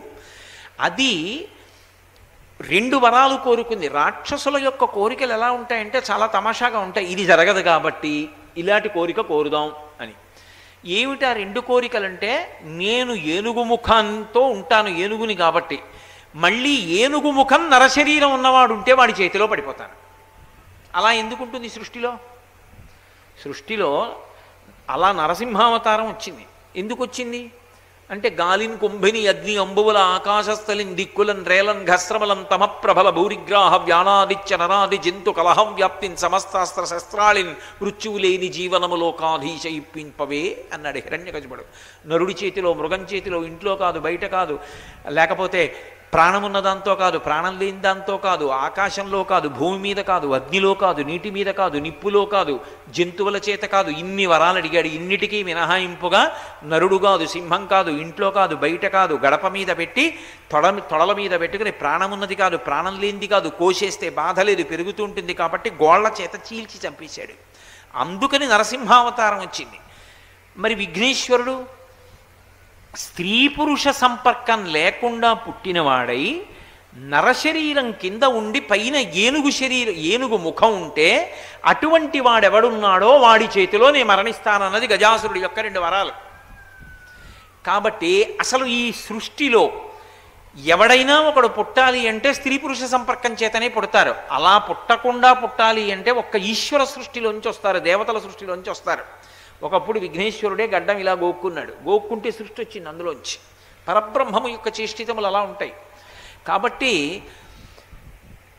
ఇప్పుడు పార్వతీ పరమేశ్వరుల యొక్క స్పర్శ ఉండకూడదు విఘ్నేశ్వరుడిలో, అందుకే ఆవిడ పసుపుతో చేసింది, ఈయన కంఠం తీశాడు. ఏనుగు ముఖం పెట్టాలి, అందుకని ఇప్పుడు తల పెట్టాలి. ఆయన ఏం చేశాడు, ఆ కైలాస పర్వతం కిందనే ఉత్తర దిక్కుగా ముఖం పెట్టి పడుకునుంది ఒక ఏనుగు, దాని కంఠం కోసి తెమ్మన్నాడు. ఆ కంఠం తీసుకొచ్చారు. ఇప్పుడు ఏనుగు ముఖాన్ని నరశరీరానికి అమర్చాడు, అమర్చి ప్రాణప్రతిష్ఠ చేశాడు. ఇప్పుడు పార్వతీ పరమేశ్వర సమాగమ స్వరూపం, ఇద్దరి యొక్క వైభవము, ఇద్దరి యొక్క తేజస్సు ప్రవహించింది ఆయనలోకి. ఇప్పుడు ఏనుగు ముఖమున్నవాడు, భార్యాభర్తల యొక్క సమాగమము చేత పుట్టనివాడు, అధోభాగము నరుడిగా ఉన్నవాడు, ఊర్ధ్వభాగము గజముఖముతో ఉన్నవాడు, గజాసుర సంహారమునకు కావలసినటువంటి అవతారము ఆవిర్భవించింది. అందుకుని గజాసుర సంహారానికి వెళ్ళాడు. వెళ్ళినప్పుడు ఆ గజాసురుడితో యుద్ధం చేసి చంపాడు. చంపినప్పుడు ఏమైందంటే ఆ గజాసురుడిలోని నెత్తురంతా ఈయన మీద పడింది. రక్తం పూర్తి ఎరుపని చెప్పలేం, నలుపని చెప్పలేం, నలుపు ఎరుపుల సమాగమ రూపంలో ఉంటుంది. నలుపు ఎరుపు కలిసిన రంగు వచ్చి ఆయన మీద పడింది.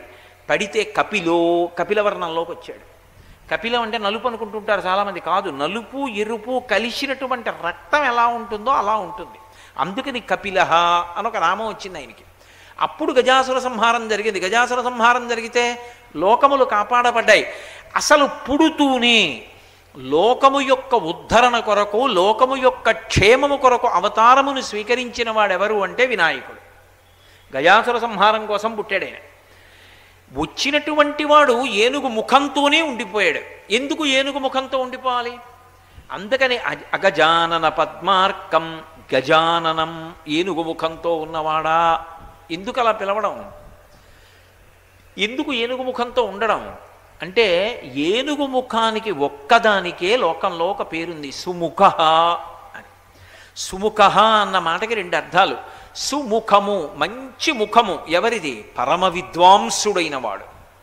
విద్వాంసుడంటే కేవలం కవిత్వం చెప్పడం కాదు, నోరు గోష్ఠమైన వాడు. నోరు అసలు విప్పడానికి ఇష్టపడడు, మౌనంగా ఉంటాడు. విప్పాడో భగవత్ సంబంధమైన విషయములు మాట్లాడతాడు. గోవులు కట్టిన ప్రదేశము ఎంత పవిత్రమో, గోష్టం అంటే భగవత్ సంబంధమైన వాక్కులు తిరిగిన నోరు అంత గొప్పది. అందుకే కవింక వీణాం ఉపమశ్రవస్తమం జ్యేష్ఠరాజం బ్రహ్మణాం పిలుస్తున్నాం కదా. ఆయన గణానాం త్వా గణపతిగుం, గణములకు అన్నిటికీ అధిపతి, విద్వాంసులకు విద్వాంసుడు, అటువంటి వాడు. కాబట్టి సుముఖ కాదు. సుముఖ అంటే ఎవరి ముఖం వంక ఒక్కసారి చూసినంత మాత్రం చేత లక్ష్మీ కటాక్షం కలుగుతుందో అటువంటి ముఖాన్ని సుముఖం అని పిలుస్తారు. మంచి ముఖం అండి అంటారు. చూడండి, ఇవాళ లేస్తూనే ఎవరి మొహం చూశానో కానండి ఎంత అదృష్టం పట్టిందంటారు అంటారు. సుముఖ, విఘ్నేశ్వరుడి యొక్క ముఖము సుముఖము, మంచి ముఖము. అందుకే నిద్ర లేవగానే ఒక్కసారి వినాయకుడిని చూడాలి. ఆ వినాయకుడిని హేరంబుడిగా చూడాలి. హేరంబుడు అంటే పరమశివుడు తొడ మీద కూర్చున్నవాడిని. పరమశివుడు ఒక్కడు ఉండడు, అమ్మవారితో ఉంటాడు. కాబట్టి అమ్మవారితో ఉన్న శివుణ్ణి చూడాలి. అమ్మవారు ఒక్కతి ఉన్నదు, సుబ్రహ్మణ్యుడితో ఉంటుంది. కాబట్టి ఎవరిని చూడాలి? శివ కుటుంబాన్ని చూడాలి. ఇప్పుడు అటువంటి సుముఖం ఎందుకైంది ఆయన ముఖం అంటే, ఆయన ముఖమునకు ఒక ప్రత్యేకత ఉంది. లక్ష్మీదేవి ఉండేటటువంటి నివాస స్థానములు 5 చెప్పింది శాస్త్రం. శ్రీ మహావిష్ణువు యొక్క గుండెలు కూడా స్థానమా అండి అని నన్ను మీరు అడగకూడదు. యథార్థమునకు ఆవిడ ఉండేవి 5 స్థానాలు. ఏవి అంటే, 1 తామర పువ్వు, 2వది బిల్వము అంటే మారేడు దళము యొక్క ఈనెలు తగలనటువంటి వేపు, అంటే ఈనెలు వెనక్కుంటాయి, ముందుకుండేటటువంటి ప్రాంతంలో ఆవిడ ఉంటుంది. అందుకే బిల్వదళయ, బిల్వ నిలయాయై నమః అని ఒక నామం ఆవిడికి. అలాగే 3వది ఆవు యొక్క వెనుక తట్టులో ఉంటుంది. అందుకే గోవుకి వెనక పూజ లక్ష్మీస్థానం.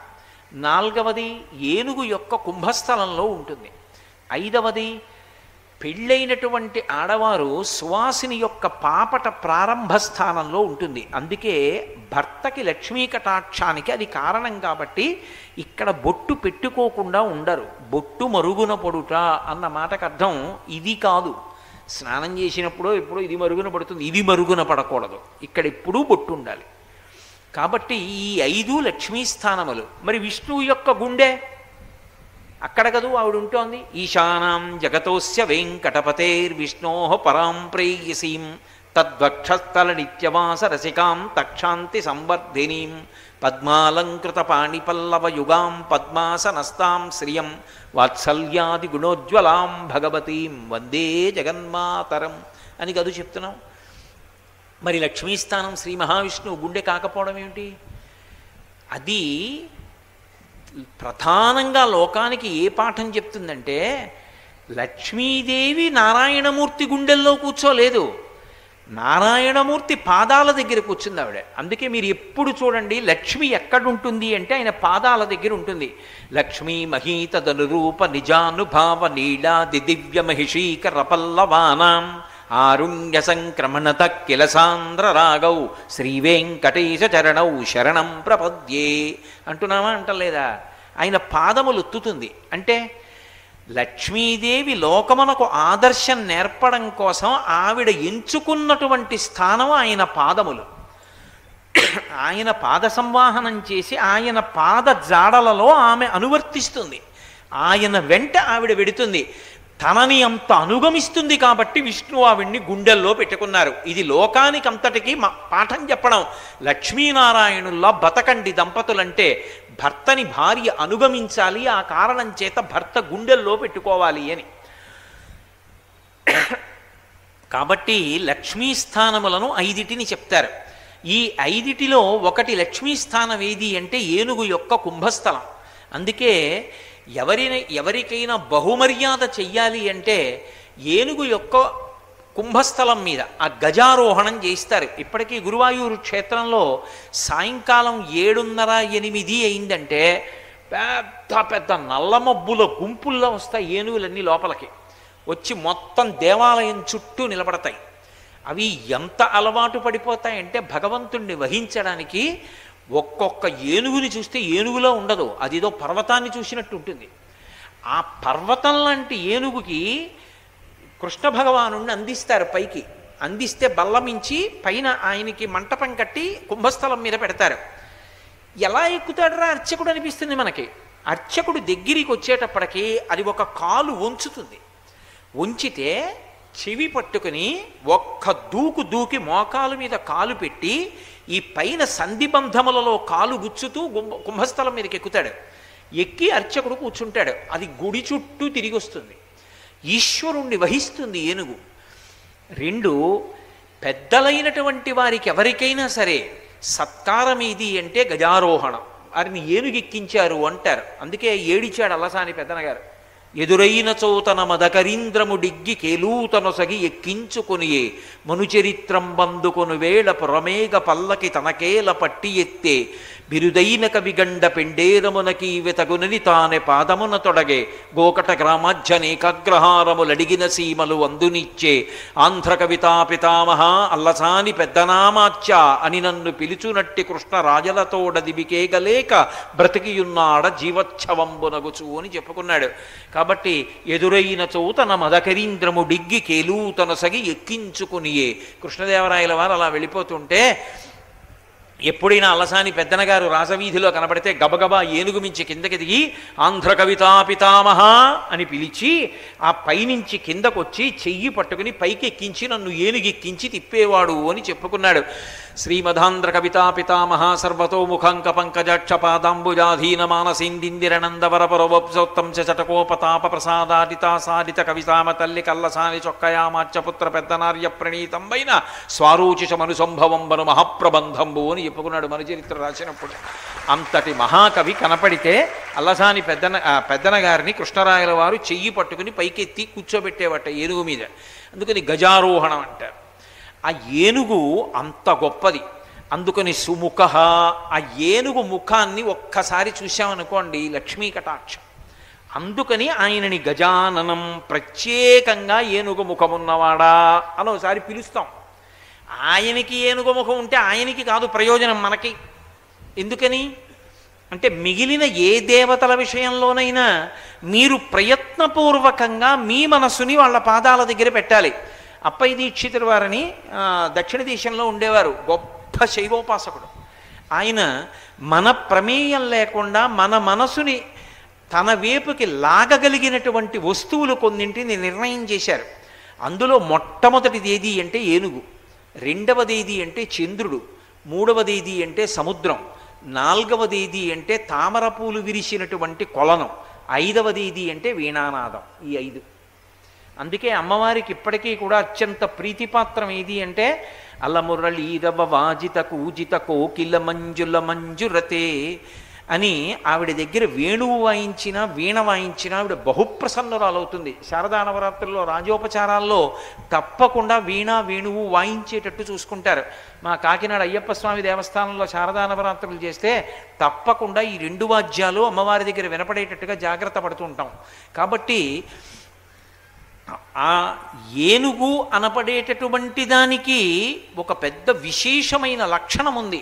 అది ఏం చేస్తుంది అంటే మన ప్రయత్నం లేకుండా మన మనసుని అది లాగేసుకుంటుంది.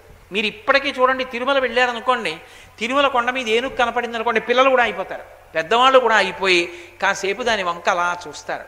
దాని తొండం, ఆ తొండం ఇలా ఊపుతూ చాటలంతంత చెవులు, అందులోంచి ఊపిరి, అరటిపండు తీసుకుని ఇలా నోట్లో పెట్టుకునేటటువంటి లక్షణం, ఆశీర్వచనం చేయడం, ఆ తొండం పెట్టి దాని పెద్ద పెద్ద కాళ్ళు, ఇంతంత గోళ్ళు, చిన్ని చిన్ని కళ్ళు, దాని తోక, కొండంత శరీరం చూస్తుంటే పిల్లల దగ్గర నుంచి పెద్దవాళ్ళ వరకు ఓసారి ఏనుగు వంక అలా చూడకుండా ఉండలేరు, అంత సంతోషంగా చూస్తారు. అందుకే విఘ్నేశ్వరుడి దగ్గరికి వెళ్ళారనుకోండి, మీరు మనసు ఆయన దగ్గర పెట్టక్కర్లేదు, ఆయన మీ మనసు లాగేస్తాడు, ఏనుగు ముఖం ఉన్నవాడు కాబట్టి. మన మనసు ఆయన దగ్గర పెట్టడం అంటే అంత తేలికైన విషయమా? అది ఎప్పుడూ తిరుగుతూ ఉంటుంది మనసు. తిరుగుతున్న మనస్సును అక్కడ పెట్టడం అంత తేలిక కాదు.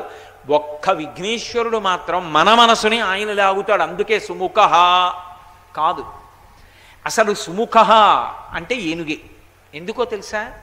లోకంలో అందరికన్నా చాలా గొప్ప ముఖమున్నవాడు అని ఎవరిని పిలుస్తారంటే ఎక్కువ వినే అలవాటు ఉన్నవాడు, తక్కువ మాట్లాడే అలవాటు ఉన్నవాడు.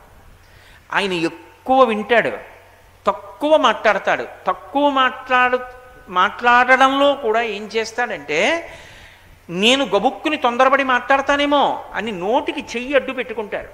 మీరు ఎప్పుడైనా చూశారో లేదో, తిరుమల క్షేత్రానికి వెడితే వెంకటేశ్వర స్వామి వారిని దర్శించి బయటికి వచ్చేసిన తర్వాత ఆ తల్లి, ఆ వెంకటేశ్వర స్వామి వారి తల్లిగారి యొక్క మూర్తి ఉంటుంది. ఆవిడ్ని చూసి యువతలకు వచ్చిన తర్వాత బొమ్మల గూళ్ళగా ఉంటుంది, బోళ్ళంత మంది మూర్తులు ఉంటారు. అందులో జాంబవంతుడు, సుగ్రీవుడు వాళ్ళు కూడా ఉంటారు. ఆజ్ఞాపాలక హనుమ అని ఉంటారు. హనుమ ఇలా ఉంటారు, ఎప్పుడూ ఇలా పెట్టుకుని ఉంటారు. మీరు బాగా గమనించండి, విఘ్నేశ్వరుడికి హనుమకి చాలా పోలికలు ఉంటాయి. 1, 2 కాదు, ఎన్ని పోలికలు ఉంటాయో. ఆయన ఇలా పెట్టుకుంటారు ఎప్పుడు. అంటే నేను గబుక్కుని మాట్లాడతానేమో, మాట్లాడాలంటే ఇది తీయాలి, ఇది తీయాలంటే ఎందుకు తీయాలి? రాముడు మాట్లాడితే నేను వినాలి, నేను మాట్లాడడం ఏంటో ఆయన దగ్గర. అందుకని ఇలా ఉంటారు. క్యాలెండర్లు కూడా వచ్చాయి ఆ మధ్య, ఇలా ఉంటారు. ఆజ్ఞాపాలక హనుమ అంటే ఆయన ఏమైనా చెప్తే చేయడానికి, నేను మాట్లాడడానికి కాదు. అలాగే ఉంటారు విఘ్నేశ్వరుడు. అందుకే ఇద్దరి పూజ కూడా సమానంగా ఉంటుంది. ఈయనకి సింధూరంతో పూజ, ఆయనకి సింధూరంతో పూజ. ప్రాతస్మరామి గణనాథ మనాథ బంధుం సింధూర పూర పరిశోభిత గండ యుగ్మం ఉద్దండ విఘ్న పరిఖండ నచండ దండ మాఖండలాది సురనాయక బృంద వంద్యం. గండస్థలానికి సింధూరం రాసుకుని ఉంటాడు విఘ్నేశ్వరుడు. హనుమకి సింధూరంతో పూజ, ఈయనకి ప్రారంభంలో పూజ. విఘ్నేశ్వరుడికి ఆదవ పూజ్యో గణాధిప, చిట్ట చివరి పూజ హనుమకి. పవమానాసుతుడు పట్టు పాదారా విందములకు నీనామా రూపములకు జయ జయమంగళం నిత్య శుభమంగళం అంటే పూజ అయిపోయిందని గుర్తు. మంగళహారతి. ఇద్దరికీ అనేకమైన పోలికలు ఉంటాయి అర్చన యందు కూడా. అటువంటి విఘ్నేశ్వరుడు సుముఖ, మనందరి నోటికి అడ్డేమీ ఉండదు. పెదవులు ఉన్నాయి కదండి అనొచ్చు మీరు, కానీ ఒకటి బాగా జ్ఞాపకం పెట్టుకోండి, పెదవులు నోటిలో అంతర్భాగం. అందుకే సంస్కృతంలో నోటికి ఒక మాట, ముఖమునకు ఒక మాట లేవు, రెండిటికి ఒకటే మాట. వక్త్రం అన్నాను అనుకోండి, అదే నోరు, అదే ముఖం, రెండిటికి ఒకటే మాట వాడతారు సంస్కృతంలో. పెదవులకు ఒక లక్షణం ఉంది, అవి నోటిలో అంతర్భాగములు. అవి మళ్ళీ వేరే ఇలా కాపాడేవి కావు, అడ్డు పెట్టేవి కావు. ఎందుకంటే ప అనాలనుకోండి, పెదవులు కదవకపోతే రాదు. మ అనాలనుకోండి, పెదవులు రెండు కలవకపోతే రాదు. పెదవులు కలిస్తే వచ్చే అక్షరాలు కొన్ని ఉన్నాయి. అంటే అవి భాషలో అంతర్భాగమా కాదా మాట్లాడడానికి? అమ్మ అనాలి. పెదవులు కలపకుండా అమ్మ అని పిలంటే ఎలా పిలుస్తారు? పిలవలేరు. అందుకని పెదవులు భాష యందు అంతర్భాగం, కానీ చెయ్యి అంతర్భాగం కాదు. సుముఖ చాలా గొప్పవాడని ఎవరిని పిలుస్తారో తెలుసా? చాలా ఉత్కృష్టమైన స్థితి కలిగినటువంటి శిష్యుడు అని గుర్తు ఏమిటంటే, గురువుగారి దగ్గరికి వెళ్ళగానే ఇలా పెట్టుకుంటారు. మళ్ళీ ఇది ఎప్పుడు తీయాలి? గురువుగారు అడిగిన దానికి జవాబు చెప్పవలసి వస్తే అంతే. ఇది ఉంటే గుర్తు ఏమిటి? నేను మాట్లాడక్కర్లేదు, ఆయన మాట్లాడతారు, నేను వింటాను. ఇది మహావిద్వాంసుడైన వాడు, గురువు పట్ల నిబద్ధత కలిగిన వాడు, మర్యాద తెలిసిన్నవాడు, ఎక్కువ మాట్లాడని వాడు, ఎక్కువ వినేవాడికి ఉండే లక్షణం. ఏనుగు ఒక్కదానికే ఎప్పుడూ తనంత తాను చెయ్యి నోటికి అడ్డం ఉంటుంది. మిగిలినటువంటి వాళ్ళం ఎవరైనా సరే చెయ్యి ఇలా పెట్టుకోవాలి. ఏనుగుకి తొండం కరం అంటే దానికి చెయ్యి ఏది అంటే తొండమే. దాని తొండం దేనికి అడ్డంగా ఉంటుంది? కింద నోరు ఉంటుంది, ఇలా పెట్టుకుంటుంది. ఆ నోట్లో ఇలా పెట్టుకోవాలి, నోటికి అడ్డంగా తొండం ఉంటుంది. తొండం కరమైతే చెయ్యి అయితే ఇప్పుడు నోటికి అడ్డంగా ఏం పెట్టుకుంది? చెయ్యి పెట్టుకుంది. అంటే ఇప్పుడు ఎంత సుముఖం దంది. విఘ్నేశ్వరుడి ముఖం వంక చూసేటప్పటికే అతివాగుడు మాని మంచి మాటలు వినడం ముందు నేర్చుకో, ఇది తెలుస్తుంది. అందుకే విఘ్నేశ్వరుడి చేతికి నోటికి చెయ్యి ఎప్పుడూ అడ్డు పెట్టుంటుంది. అందుకని గజముఖ గజాననం అది కీర్తన కాదు, ద్వైపం అని వేదం పిలిచింది. వేదం ద్వైపములు అని పిలిచింది, ఉత్కృష్ట ప్రాణులు అని వేదం నిర్ణయం చేసింది. తీసుకుంటే రెండంచెల్లో తీసుకోవాలి, ఇచ్చేస్తే ఒక్క అంచెలో ఇచ్చేయాలి. అలా ఇవ్వగలిగితే, అలా కానీ జీవితంలో మసలుకుంటే, అలా ఉపకరణం ఉంటే శరీరంలో, దాన్ని ద్వైపం అని పిలుస్తారు. ఎప్పుడైనా ద్వైపం కనపడింది అనుకోండి, ఉత్కృష్ట ప్రాణి అని గుర్తు. మిగిలిన ప్రాణులు ఒకెత్తు, అదొక్కటి ఒకెత్తు. వేదం ద్వైపము అని వేటిని చెప్పిందంటే ముగ్గురినే చెప్పింది. ఒకటి ఏనుగు, రెండు కోతి, మూడు మనుష్యుడు. ఏనుగు ఒక్క అంచెలో తినదు. చెరుకు కర్ర అక్కడ ఉందనుకోండి, దాన్ని తీసుకుని వంచి విరిచి పట్టుకుని ముందు చేత్తో పట్టుకొని తొండమే కరము చేత్తో పట్టుకుని అప్పుడు నోట్లో పెట్టుకుంటుంది. కోతి ఉందనుకోండి, చేత్తో పట్టుకుని నోట్లో పెట్టుకుంటుంది. మనుష్యుడు ఉన్నాడనుకోండి, చేత్తో పట్టుకుని నోట్లో పెట్టుకుంటాడు. కుక్క ఉందనుకోండి, తిన్నగా వచ్చి కలిగిపడిపోతుంది నోటితో. ద్వైపం అంటే రెండంచెలలో తింటుంది. ఇచ్చేస్తే ఒక్క అంచెలో ఇచ్చేస్తుంది. ఓ చెరుక్కర్ర ఇవ్వాలనుకుందనుకోండి, ఇలా ఇచ్చేస్తుంది. ఇవ్వాలంటే రెండంచెలక్కర్లా, ఒక అంచె. త్యాగే నైకే అమృతత్వమానసు, ఇవ్వడం చేత అమృతత్వాన్ని పొందుతావు. ఇస్తే ఒక్క అంచెలో ఇస్తుంది, పుచ్చుకుంటే రెండంచెలు ఆలోచిస్తుంది. ఇది ఉత్కృష్టత. కోతికి ఆ లక్షణం ఉంది, అందుకే మనుష్యుడికి దగ్గరగా ఉంటుంది. మనుష్యుడు ద్వైపం, రెండంచెల్లో పుచ్చుకుంటాడు, ఒక అంచెలో ఇచ్చేస్తాడు. ఇవ్వాలనుకోండి ఒక అంచెలోనే ఇస్తాడు, పుచ్చుకుంటే రెండంచెల్లో పుచ్చుకుంటాడు. కాబట్టి ద్వైపముగా ఉండేటటువంటి ప్రాణి ఏనుగు. అందుకని సుముఖ గజాననం, గొప్ప ప్రాణి. అందుచేత ఏనుగు చాలా గొప్పది కాదు. ఏనుగుకి అత్యంత అలంకారప్రాయమైనది, ఏనుగుకి చాలా అందం తెచ్చేది ఏది? ఏనుగుకి దంతమే. దంతం లేని ఏనుగు అనుకోండి, రెండు దంతాలు లేని ఏనుగు అనుకోండి, బోడేనుగులో ఉంటుంది. అది దానికి అందం ఉండదు. రెండు దంతాలు ఉన్న ఏనుగు చాలా అందమైనటువంటి ఏనుగు. ఒక్కొక్క దానికి ఒక్కొక్కటి అందం. నెమలికి పింఛం అందం, చామరీ మృగానికి తోక అందం, కోడి పుంజుకి దాని ఈకల అందం, సింహానికి జూలందం, మగ సింహానికి. అలా ఒక్కొక్క ప్రాణికి ఒక్కొక్కటి అందం. అలా ఏనుక్కి దంతాలు అందం. అందమైన దంతములు ఏవో వాటిని రక్షించుకుంటారు. నాకు అత్యంత ముఖ్యమైనది ఏదో దాన్ని రక్షించుకుంటానా రక్షించుకోనా నేను? మరి విఘ్నేశ్వరుడు ఏనుగు ముఖంతో ఉంటే చాలా రక్షించుకోవలసినవేవి దంతాలు. కానీ ఆయన ఏం చేశాడు? వేదవ్యాసుల వారు వచ్చి ఒక మాట చెప్పారు, నన్ను మళ్ళీ అడగకూడదు. ఏం చెప్పారు అని అడగకూడదు, నేను అంత వేగంగా చెప్తాను. నేను వేగంగా చెప్తుంటే ఆపకుండా వ్రాయగలిగినటువంటి ఘంటము నీ దగ్గర ఉందా? మహాభారతాన్ని 1,00,000 శ్లోకాలతో నేను చతుర్విధ పురుషార్థ సమన్వయంగా లోకానికి అందిస్తాను. ఆపకుండా వ్రాసే ఘంటంతో వ్రాయగలిగినటువంటి లేఖకుడు ఎవరన్నాడు అంటే విఘ్నేశ్వరుడు ముందుకొచ్చి లోకోపకారం కోసం నేను వ్రాస్తానన్నాడు. ఘంటం ఏదన్నాడు, నాకున్నటువంటి ఒక దంతాన్ని విరిచి దాంతో వ్రాస్తాను. బయట ఘంటాలు పనికిరావు, నా దంతం విరిచేస్తాను. మరి దంతం విరిచేస్తే నీ ముఖం చాలా వికారంగా అయిపోదా? ఒక్క దంతమే ఉంటే, ఒక దంతం విరిగిపోయి ఉంటే లోకం కోసం ముఖానికి మచ్చ వచ్చినా పర్వాలేదు, ఆ కుటుంబం అటువంటిది. లోకం కోసం కంఠానికి మచ్చ వచ్చినా పర్వాలేదని తెల్లటి శంకరుడు గరళం దాగి నల్లటి మచ్చ తెచ్చుకున్నాడు. లోకం కోసం మచ్చ వచ్చిన వాడు మంగళకరుడు, లోకాల్ని కాపాడగలిగినటువంటి వాడు. ఆయన మహానుభావుడు హాలాహల భక్షణం చేసి ఉండకపోతే లోకాలన్నీ ఏమైపోయేవి? స్ఫటికమణినిభం, తెల్లగా ఉండే శంకరుడికి నల్లటి మచ్చ వచ్చింది. నల్లటి మచ్చ ఆయనకు వస్తే మచ్చపడ్డవాడంటారా? ఆయనకు ఆ మచ్చ లోకములను రక్షించడానికి కారణం కాబట్టి శ్రీకంఠుడు అని పిలిచారు. విఘ్నేశ్వరుడికి ఒక దంతం విరిచేశాడు, విరిచేసి మహాభారతాన్ని వ్రాశాడు.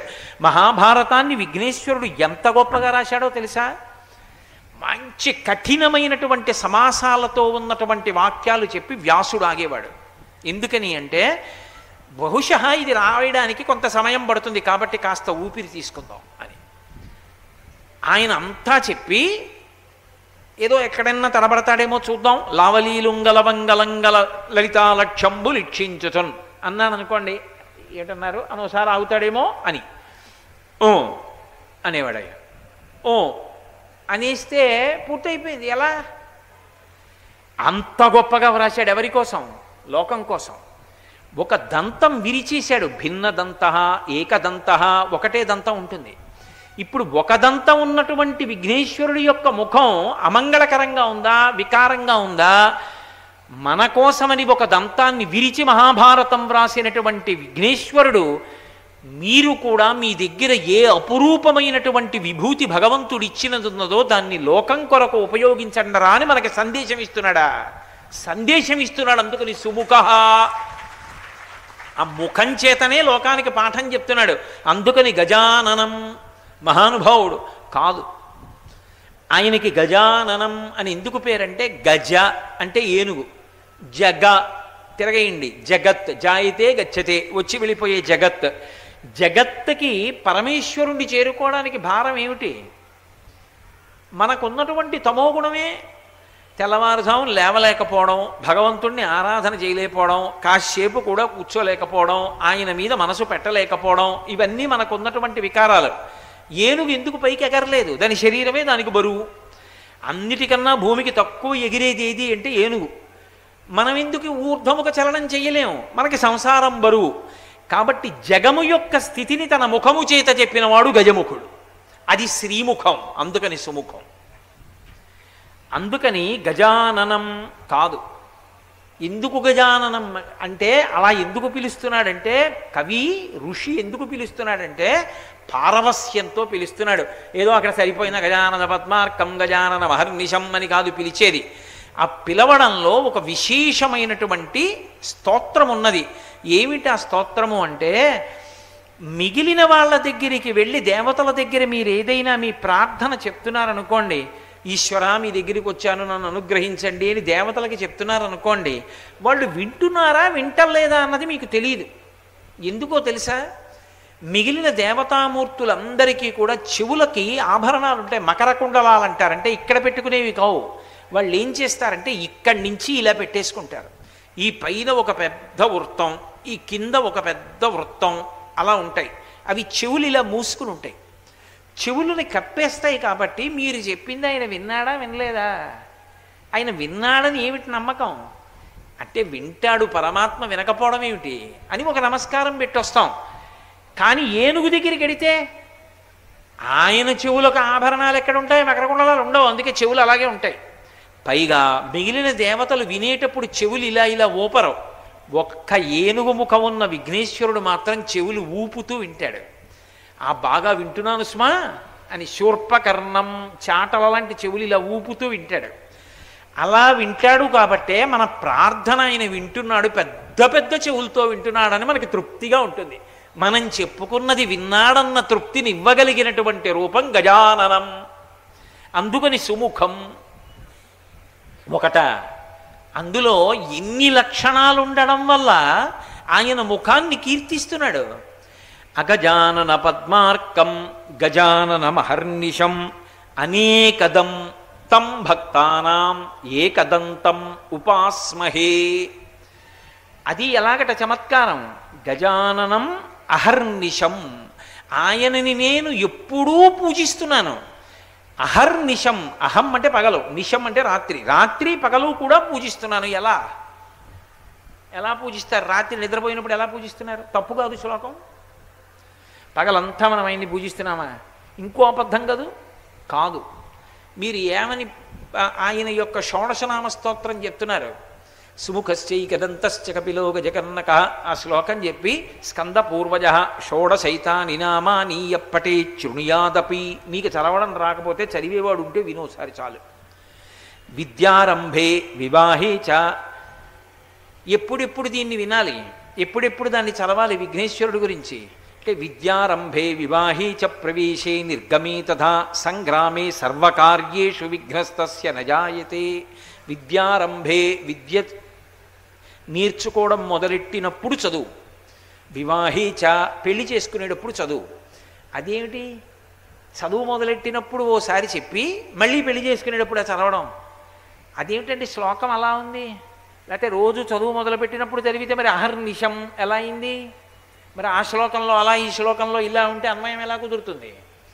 అంటే విద్యారంభే అన్న మాటకు అర్థం ఏమిటంటే చదువుకోవడం అన్నది ఎప్పుడు మొదలవుతుంది? అక్షరాభ్యాసంతో కాదు. అక్షరాభ్యాసము వైదికోపచారము కాదు. అక్షరాభ్యాసము వైదిక సంస్కారములలోనిది కాదు. అసలు నిజానికి చదువు నేర్చుకోవడం అన్న మాట అక్షరాభ్యాసం ఎక్కడ అంటే ఉపనయనమునందు. ఉపనయనం ఎందుకు చేస్తారు? యజ్ఞోపవీతం వేసి గురువుగారి దగ్గరికి పంపిస్తారు చదువుకోవడానికి. గురువుగారి దగ్గరికి పంపడానికే ఉపనయనం చేస్తారు. ఉపనయనము అక్షరాభ్యాసము. అక్షరాభ్యాసమని మళ్ళీ వైదిక సంస్కారం లేదు యథార్థానికి.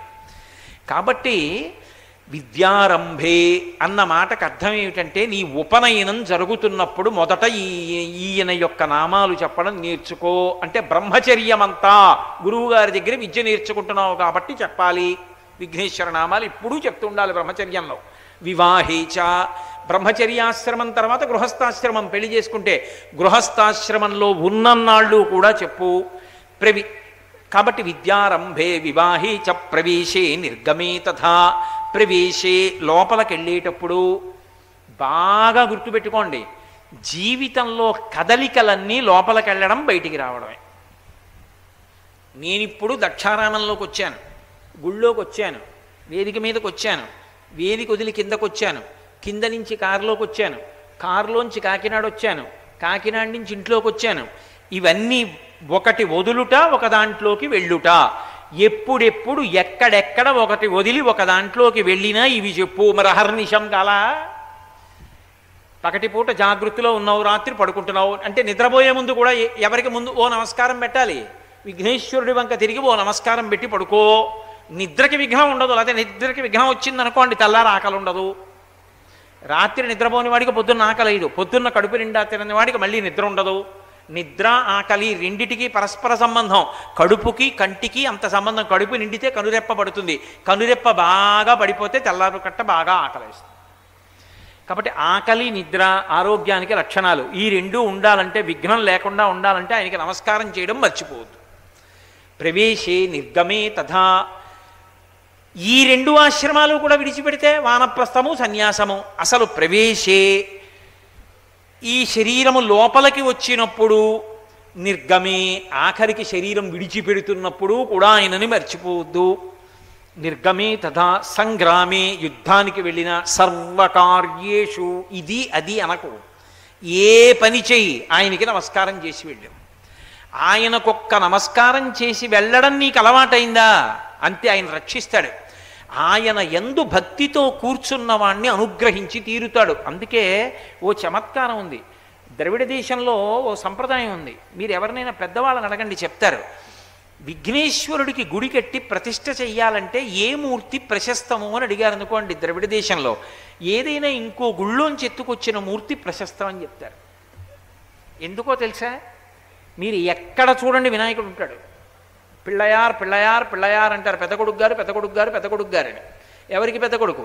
శివుడికి పెద్ద కొడుకు, లోకానికి అంతటికీ పెద్ద అబ్బాయి. ఇంట్లో సేవకులందరూ పెద్దబ్బాయి గారు వస్తున్నారు పెద్దబ్బాయి గారు వస్తున్నారంటారు. వాళ్ళు అంత గౌరవంగా పిళ్ళయార్ పిళ్ళయార్ పిళ్ళయార్ అంటుంటారు. చెట్టు కింద పుట్ట కింద ఎక్కడ చూసినా వినాయకుడే. ఇప్పుడు అలా వినాయకుడిని గుళ్ళోంచి ఎత్తుకెళ్ళి ఇంకో గుళ్ళో పెడతారేమోనని ఎవరి గుళ్ళో విఘ్నేశ్వరుణ్ణి వాళ్ళు చాలా జాగ్రత్తగా కాపాడుకుంటుంటారు. మా వినాయకుడిని ఎవడన్నా ఎత్తుకుపోతాడేమోనని. అదే భక్తి. అలా దృష్టి పెట్టించడానికి ఆ సిద్ధాంతం వచ్చింది అక్కడ. కాబట్టి ఇప్పుడు ఆయన యందే మనసు పెట్టారనుకోండి, ఆయన ఏదైనా ఇస్తాడు. దీనికి అవయార్ కథలని ద్రవిడ దేశంలో చాలా ప్రఖ్యాతి. నిన్ననే ఎక్కడో చెప్తున్నాను నేను. చేరరాజు సుందరమూర్తి అని ఇద్దరు ఉండేవారు. వాళ్ళ దగ్గర యోగాశ్వాలు ఉండేవి. అవి ఎక్కితే వాళ్ళు ఎక్కడికైనా వెళ్ళిపోయేవారు. ఓసారి అవయార్ బాగా వృద్ధురాలు, పాపం విఘ్నేశ్వరుడికి పూజ చేసుకుంటోంది ఆవిడ. వాళ్ళిద్దరు వచ్చారు, మావి యోగాశ్వాలు కైలాసానికి ఎడుతున్నాం, అవయార్ వస్తావా తీసుకెడతామన్నారు. ఆవిడంది మనసారా విఘ్నేశ్వర పూజ చేశాక వస్తా, ఉంటారా అంది. మనసారా అంటే అప్పటికవుతుందో, మేము వెళ్ళిపోతున్నాం, నీ కర్మ ముసిల్దానివి రా అని వాళ్ళు వెళ్ళిపోయారు. ఈవిడ మనసారా విఘ్నేశ్వరుణ్ణి పూజ చేసి వీధిలోకి వచ్చి చూసింది, ఉన్నారేమో పెద్దది కదా అని ఉంటారులే అక్కడికి వెళ్ళిపోతారని. ఏరి వాళ్ళిద్దరంది, వాళ్ళిద్దరు వెళ్ళిపోయారండి. ఆవిడ తిన్నగా విఘ్నేశ్వరుడి దగ్గరికి వెళ్ళింది. నిన్ను మనస్ఫూర్తిగా పూజించుకోవాలన్న కోరికతో నేను వెళ్ళలేదు. చేరరాజుతోటి సుందరమూర్తితోటి నన్ను కైలాసం చేర్చండి. ఆయన తొండంతో ఇలా పట్టుకుని అలా ఎత్తి కైలాసంలో పెట్టేశాడు. వీళ్ళిద్దరు వచ్చే లోపల ఆవిడ పరమశివ సన్నిధానంలో కూర్చుంది. అవయార్ కథలని ద్రవిడ దేశంలో చాలా ప్రఖ్యాతి. కాబట్టి ఆయన ఏమి ఇవ్వలేడు, ఆయన ఏమైనా ఇవ్వగలడు. ఆయన ఇవ్వలేనిదన్నది లోకంలో ఏమీ లేదు. మూలాధార చక్రం దగ్గర నుంచి ఉపాసకుడిని సహస్రారం వరకు తొండంతో ఎత్తి పట్టుకెళ్ళి కూర్చోబెడతాడు అమృతధారలు పడేటట్టుగా. అందుకే మూలాధార క్షేత్రాస్థితం అని ముత్తుస్వామి దీక్షితారు వారు కీర్తన చేస్తారు. అటువంటి విఘ్నేశ్వర స్వరూపం ఏదుందో దాన్ని ప్రవేశే నిర్గమే తథా సంగ్రామే సర్వకార్యేషు విఘ్నస్తస్య నజాయతే. కాబట్టి ఇప్పుడు ఆ శ్లోకానికి ఈ శ్లోకానికి ఎక్కడ భేదం ఉంది? అహర్నిశం పగలు రాత్రి కూడా. రాత్రి కూడా అంటే పడుకోబోయే ముందు, నిద్ర లేవగానే సుముఖం ఏనుగు ముఖాన్ని చూసి లేవాలి కాబట్టి ఆయన్ని చూసిలే. కాబట్టి అహర్నిశం అనేకదం తం భక్తానాం. అనేకదంతం అనకూడదు, అనేకదం అంటే దమ్ అంటే ఇచ్చువాడు. తం భక్తానాం తనకి భక్తులైన వారెవరున్నారో అటువంటి వాళ్ళకందరికీ ఒకటి రెండు కాదు, అనేకదం. ఇది మాత్రమే ఇచ్చాడు అని చెప్పడం కుదరదు. ఏదైనా ఇవ్వగలిగిన వాడు. అందుకే సంతాన గణపతి, ఉచ్ఛిష్ట గణపతి, విద్యా గణపతి, హేరంబ గణపతి, శక్తి గణపతి, లక్ష్మీ గణపతి ఎన్ని రూపాలో. ఒకానొకప్పుడు శృంగేరి పీఠంలో లోపల శారదాదేవికి ఉన్నటువంటి ఆస్తినంతటిని దోచుకుపోవడం కోసం అని చెప్పి కొంతమంది బయలుదేరి గుంపులు గుంపులుగా వచ్చేస్తున్నారు. లోపలికి వెళ్ళి పీఠాధిపతితో చెప్పారు, అయ్యా పెద్ద పెద్ద గుంపులు వచ్చేస్తున్నాయి, శారదాదేవికి ఉన్న ఆభరణాలు దోచుకుపోవడానికి అన్నారు. ఆయన అన్నారు, నేనేం చేస్తాను, కాషాయం కట్టుకున్నవాడిని నేను యుద్ధం చేయమంటారా, నేనేం చేయగలనన్నారు. అయ్యో అలా అంటే అలా, మీరే రక్షించాలి పీఠాన్ని అన్నారు. అలాగా నేనే రక్షించాలా అని ఆయన బయటికి వచ్చి గడప దగ్గరికి వెళ్ళి ఆ తోరణం మీద, తోరణం అంటే పైనున్న కమ్మి, ఆ పైనున్న కమ్మి మీద విఘ్నేశ్వరుడు యొక్క బీజాక్షరాలు ఇలా రాశారు వేలుతోటి, అంతే. ఆ తోరణం మీద గణపతి వచ్చారు. తోరణ గణపతి అంటారు, ఇప్పటికీ ఉన్నారు శృంగేరిలో. శృంగేరి లోపలికి వెళ్ళాలంటే ఆయనకి నమస్కారం చేసి వెళ్ళాలి. శృంగేరిలోంచి బయటికి వచ్చే ముందు ఆయనకి కొబ్బరికాయ కొట్టి నమస్కారం చేసి బయటికి రావాలి, అంతే. ఇక ఆ గడప దాటలేదు, అక్కడ దాకా వచ్చి నెత్తురుకొక్కకు పడిపోయారు, అంతే. శృంగేరి పీఠం అలా రక్షింపబడింది. తోరణ గణపతి అని వచ్చారు. ఒక్క గణపతి స్వరూపమే భిన్న భిన్న రూపాలతో చిత్ర విచిత్రంగా ఉంటుంది, మిగిలిన ఎక్కడ ఉండదు. కాంచీపురంలో ఢంకా గణపతి అని ఉంటారు. మీరు ఎప్పుడైనా చూశారో లేదో నాకు తెలియదు. అక్కడ ఎదురుగుండా కంప అని ప్రవాహం ఉంటుంది. అమ్మవారు ఒకప్పుడు ఆ ప్రవాహాన్ని చూసే కంప కంప నరిచింది, శివలింగం కొట్టుకుపోతుందని పైకి లేచి. ఆ కంప పెద్ద సరోవరంలా ఉంటుంది. దాని ఎదురుగుండా గోడ మీద ఉంటారు ఢంకా గణపతి. గేటు వేసి ఉంటుంది. కామకోటి పీఠం వారిని అడిగితే తాళం తీస్తారు, చూడొచ్చు. మొట్టమొదట సుగంధ కుంతలాంబ కళ్యాణం అంటారు కంచిలో, కామాక్షి కళ్యాణం అనరు. సుగంధ కుంతలాంబ అని అమ్మవారు బయటికి వస్తుంది. అమ్మవారి పెద్ద జడ కనపడుతుంది, పెళ్లి కూతురుగా జడ వేసుకుని ఇలా ముందుకు వేసుకుంటుంది. అదే సుగంధ కుంతలాంబ, నీలకుంతలాంబ, నీలచికుర, ఆ నామాలన్నీ అక్కడే వచ్చాయి. ఆవిడ జుత్తులోంచి సువాసన వస్తూ ఉంటుంది. అమ్మవారిని ఊరిరిగింపుగా ఏకాంబరేశ్వరుడి గుడికి తీసుకెడతారు. ఏకాంబరేశ్వరుడికి సుగంధ కుంతలాంబకి కళ్యాణం జరుగుతున్నటువంటి ముహూర్తం ఏదుందో దానికి ద్రవిడ దేశంలో పెళ్లి చేసుకోవడానికి ఇక ముహూర్తం ఉండదు. కొన్ని లక్షల మంది వచ్చేస్తారు పొద్దున్నే. కంచి ఏ వీధి చూడండి కూర్చుంటారు, జనంతో నిండిపోతుంది. నిండిపోయి లోపల పరమేశ్వరుడు తలంబ్రాలు పోస్తుంటాడు, అందరూ తలంబ్రాలు పోసేసుకుంటారు.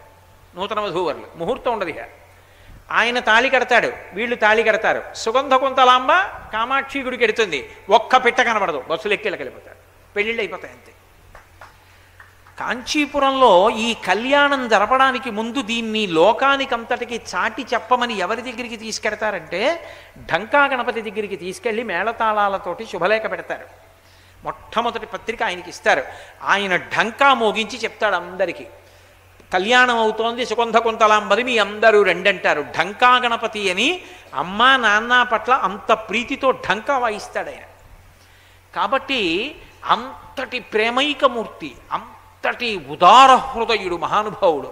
కాబట్టి అహర్నిశం అనేకదం తం భక్తానాం, తనని నమ్ముకున్నటువంటి భక్తులకు విశేషమైనటువంటి అనుగ్రహమును కల్పించగలిగినటువంటి వాడు. కామకోటి పీఠాధిపత్యం వహించినటువంటి రోజులలో చంద్రశేఖరేంద్ర సరస్వతి మహాస్వామి వారు ఎన్నో పర్యాయాలు నిరూపణం చేశారు. విఘ్నేశ్వరుణ్ణి నమ్ముకుంటే ఎలా అనుగ్రహిస్తాడో చూపించారు. అంతవరకు ఎందుకండి, ఎంత దూరం గనక 28 కిలోమీటర్లు. కాకినాడ వెళ్ళి నేను చెప్పింది అబద్ధమేమో అడగండి. మాంధాత వారి కుటుంబాలను ఉన్నాయి ఆడిటర్స్. వాళ్ళు ఒకప్పుడు మహాస్వామి వారి దగ్గరికి వెళ్ళి కాంచీపురంలో అడిగారు, అయ్యా కృష్ణుడి దేవాలయం కడదాం అనుకుంటున్నాం, మీ చేత్తో కృష్ణుడి విగ్రహం చెక్కించి మాకు ఇవ్వండి అని. ఆయన కళ్ళు మూసుకుని అన్నారు, రాదు, గణపతి దేవాలయం వస్తుంది అక్కడ అన్నారు. ఆ తర్వాత వాళ్ళు ఎంతమంది దగ్గరికి తిరిగారో, ఎన్నేళ్ళు ప్రయత్నించారో, గుడి కడదామంటే కుదరలేదు. ఎట్టకేలకి మళ్ళీ మహాస్వామి వారి దగ్గరికి వెళ్ళారు. అయ్యా గణపతి గుడే వస్తుంది అన్నారు మీరు ఇక్కడ, కాబట్టి మీరు అనుగ్రహించి ఇక్కడ దేవాలయానికి విఘ్నేశ్వర మూర్తిని మీరే చెక్కించి ఇమ్మన్నారు. మహాస్వామి వారు చెక్కించి మొదటి పూజ చేసి మూర్తిని తీసుకెళ్ళండి అన్నారు. వ్యాన్ ఎక్కించారు. ఎవరు నిలబడతారు వెనకాతల? అరగంట ప్రయాణం చేస్తే శోషొచ్చి పడిపోతాడు, అంత ఎండ, నిప్పులు కురిసేస్తున్నాయి. హడిలిపోయి కిందకొచ్చి, ఇంత ఎండ అయ్యా ఎలా వెడుతుంది ఈ మూర్తి కాకినాడ, ఎవరు వెనకాతల పట్టుకు నించుంటారని అడిగారు. అలాగా అని మహాస్వామి బయటికి వచ్చి తన సత్యదండాన్ని ఒకసారి ఇలా ఆకాశం చుట్టూ తిప్పారు. తిప్పి ఇక బయలుదేరండి అని లోపలికి వెళ్ళారు. అంతే, మబ్బులు వచ్చాయి. కాకినాడ వచ్చే వరకు నల్లటి మబ్బులు అలాగే ఉన్నాయి. మూర్తిని దింపేశారు, మళ్ళీ ఎండ వచ్చేసారు. ఇప్పటికీ ఆ దేవాలయం జయేంద్రనగర్లో ఉంది, కాకినాడలో. ఆ జయేంద్రనగర్లో ఉంది. మొన్న వినాయక చవితి నాడు కూడా నేను ఆ దేవాలయానికే వెళ్ళి స్వామిని దర్శనం చేసి వచ్చాను. కాబట్టి మహానుభావుడైనటువంటి మహాస్వామి ఎన్ని పర్యాయాలు గణపతి వైభవాన్ని ఆవిష్కరించారో, శృంగేరి పీఠాధిపతులు ఎన్ని మాటలు ఆ విఘ్నేశ్వర వైభవాన్ని ఆవిష్కరించారో. అనేకదం తం భక్తానాం ఏకదంతముపాస్మహే. ఏకదంతం అంటే ఆ ఒక దంతముతో ఉండి మహాభారతాన్ని మనకిచ్చిన వాడున్నాడే, ఇంకొక దంతాన్ని చేతిలో ఘంటంగా వాడి, అటువంటి విఘ్నేశ్వరుణ్ణి నేను ఉపాసించుచున్నాను. ఉపాస్మహే అంటే ఉపాసన అన్న మాటకు అర్థం ఏంటంటే, ఉప అంటే సమీపమునందు, ఆసన అంటే కూర్చుండుట. ఇప్పుడు వీళ్ళందరినీ ఏమంటారు? ఉపాసన చేయుచున్నవారు అంటారు. ఉపాసన అంటే ఆసనం. ఇది ఆసనం. ఈ ఆసనం కాదు, దీనికి దగ్గరగా కూర్చోవడం కాదు. వాళ్ళు దేనికి దగ్గరగా కూర్చున్నారు? నాకు దగ్గరగా కూర్చున్నారు. నేను ఈ ఆసనంలో ఉన్నాను కాబట్టి ప్రేమతో కూర్చున్నారు. నిజానికి వాళ్ళు కింద కూర్చోక్కర్లేరు, వాళ్ళు పైన కూర్చుంటే నేను కూర్చోవాలి. కానీ అది వాళ్ళ ప్రేమ అంతే. వాళ్ళు కింద కూర్చున్నారు, నేను పైన కూర్చున్నాను. నా ఆసనానికి దగ్గరగా ఎందుకు కూర్చున్నారు అంటే నాకు దగ్గరగా ఉండడానికి. దాన్ని ఉపాసన అంటారు. భగవంతుడికి దగ్గరగా కూర్చునుట అంటే అలా చూసి ఇలా వెళ్ళిపోవడం కాదు. ఆ శ్లోకం చదివి అలా ఆయన దగ్గర నిలబడితే ఇన్ని విషయాలు లోపల నుంచి పైకి రావాలి. నెగడు అని ఉంటుంది. నెగడు అంటే మంటలతో కూడుకున్నటువంటి కొలిమి. దాని దగ్గరికి వెళ్ళి కర్ర పెట్టి పొడిచారనుకోండి, నిప్పురవ్వలు లేస్తాయి.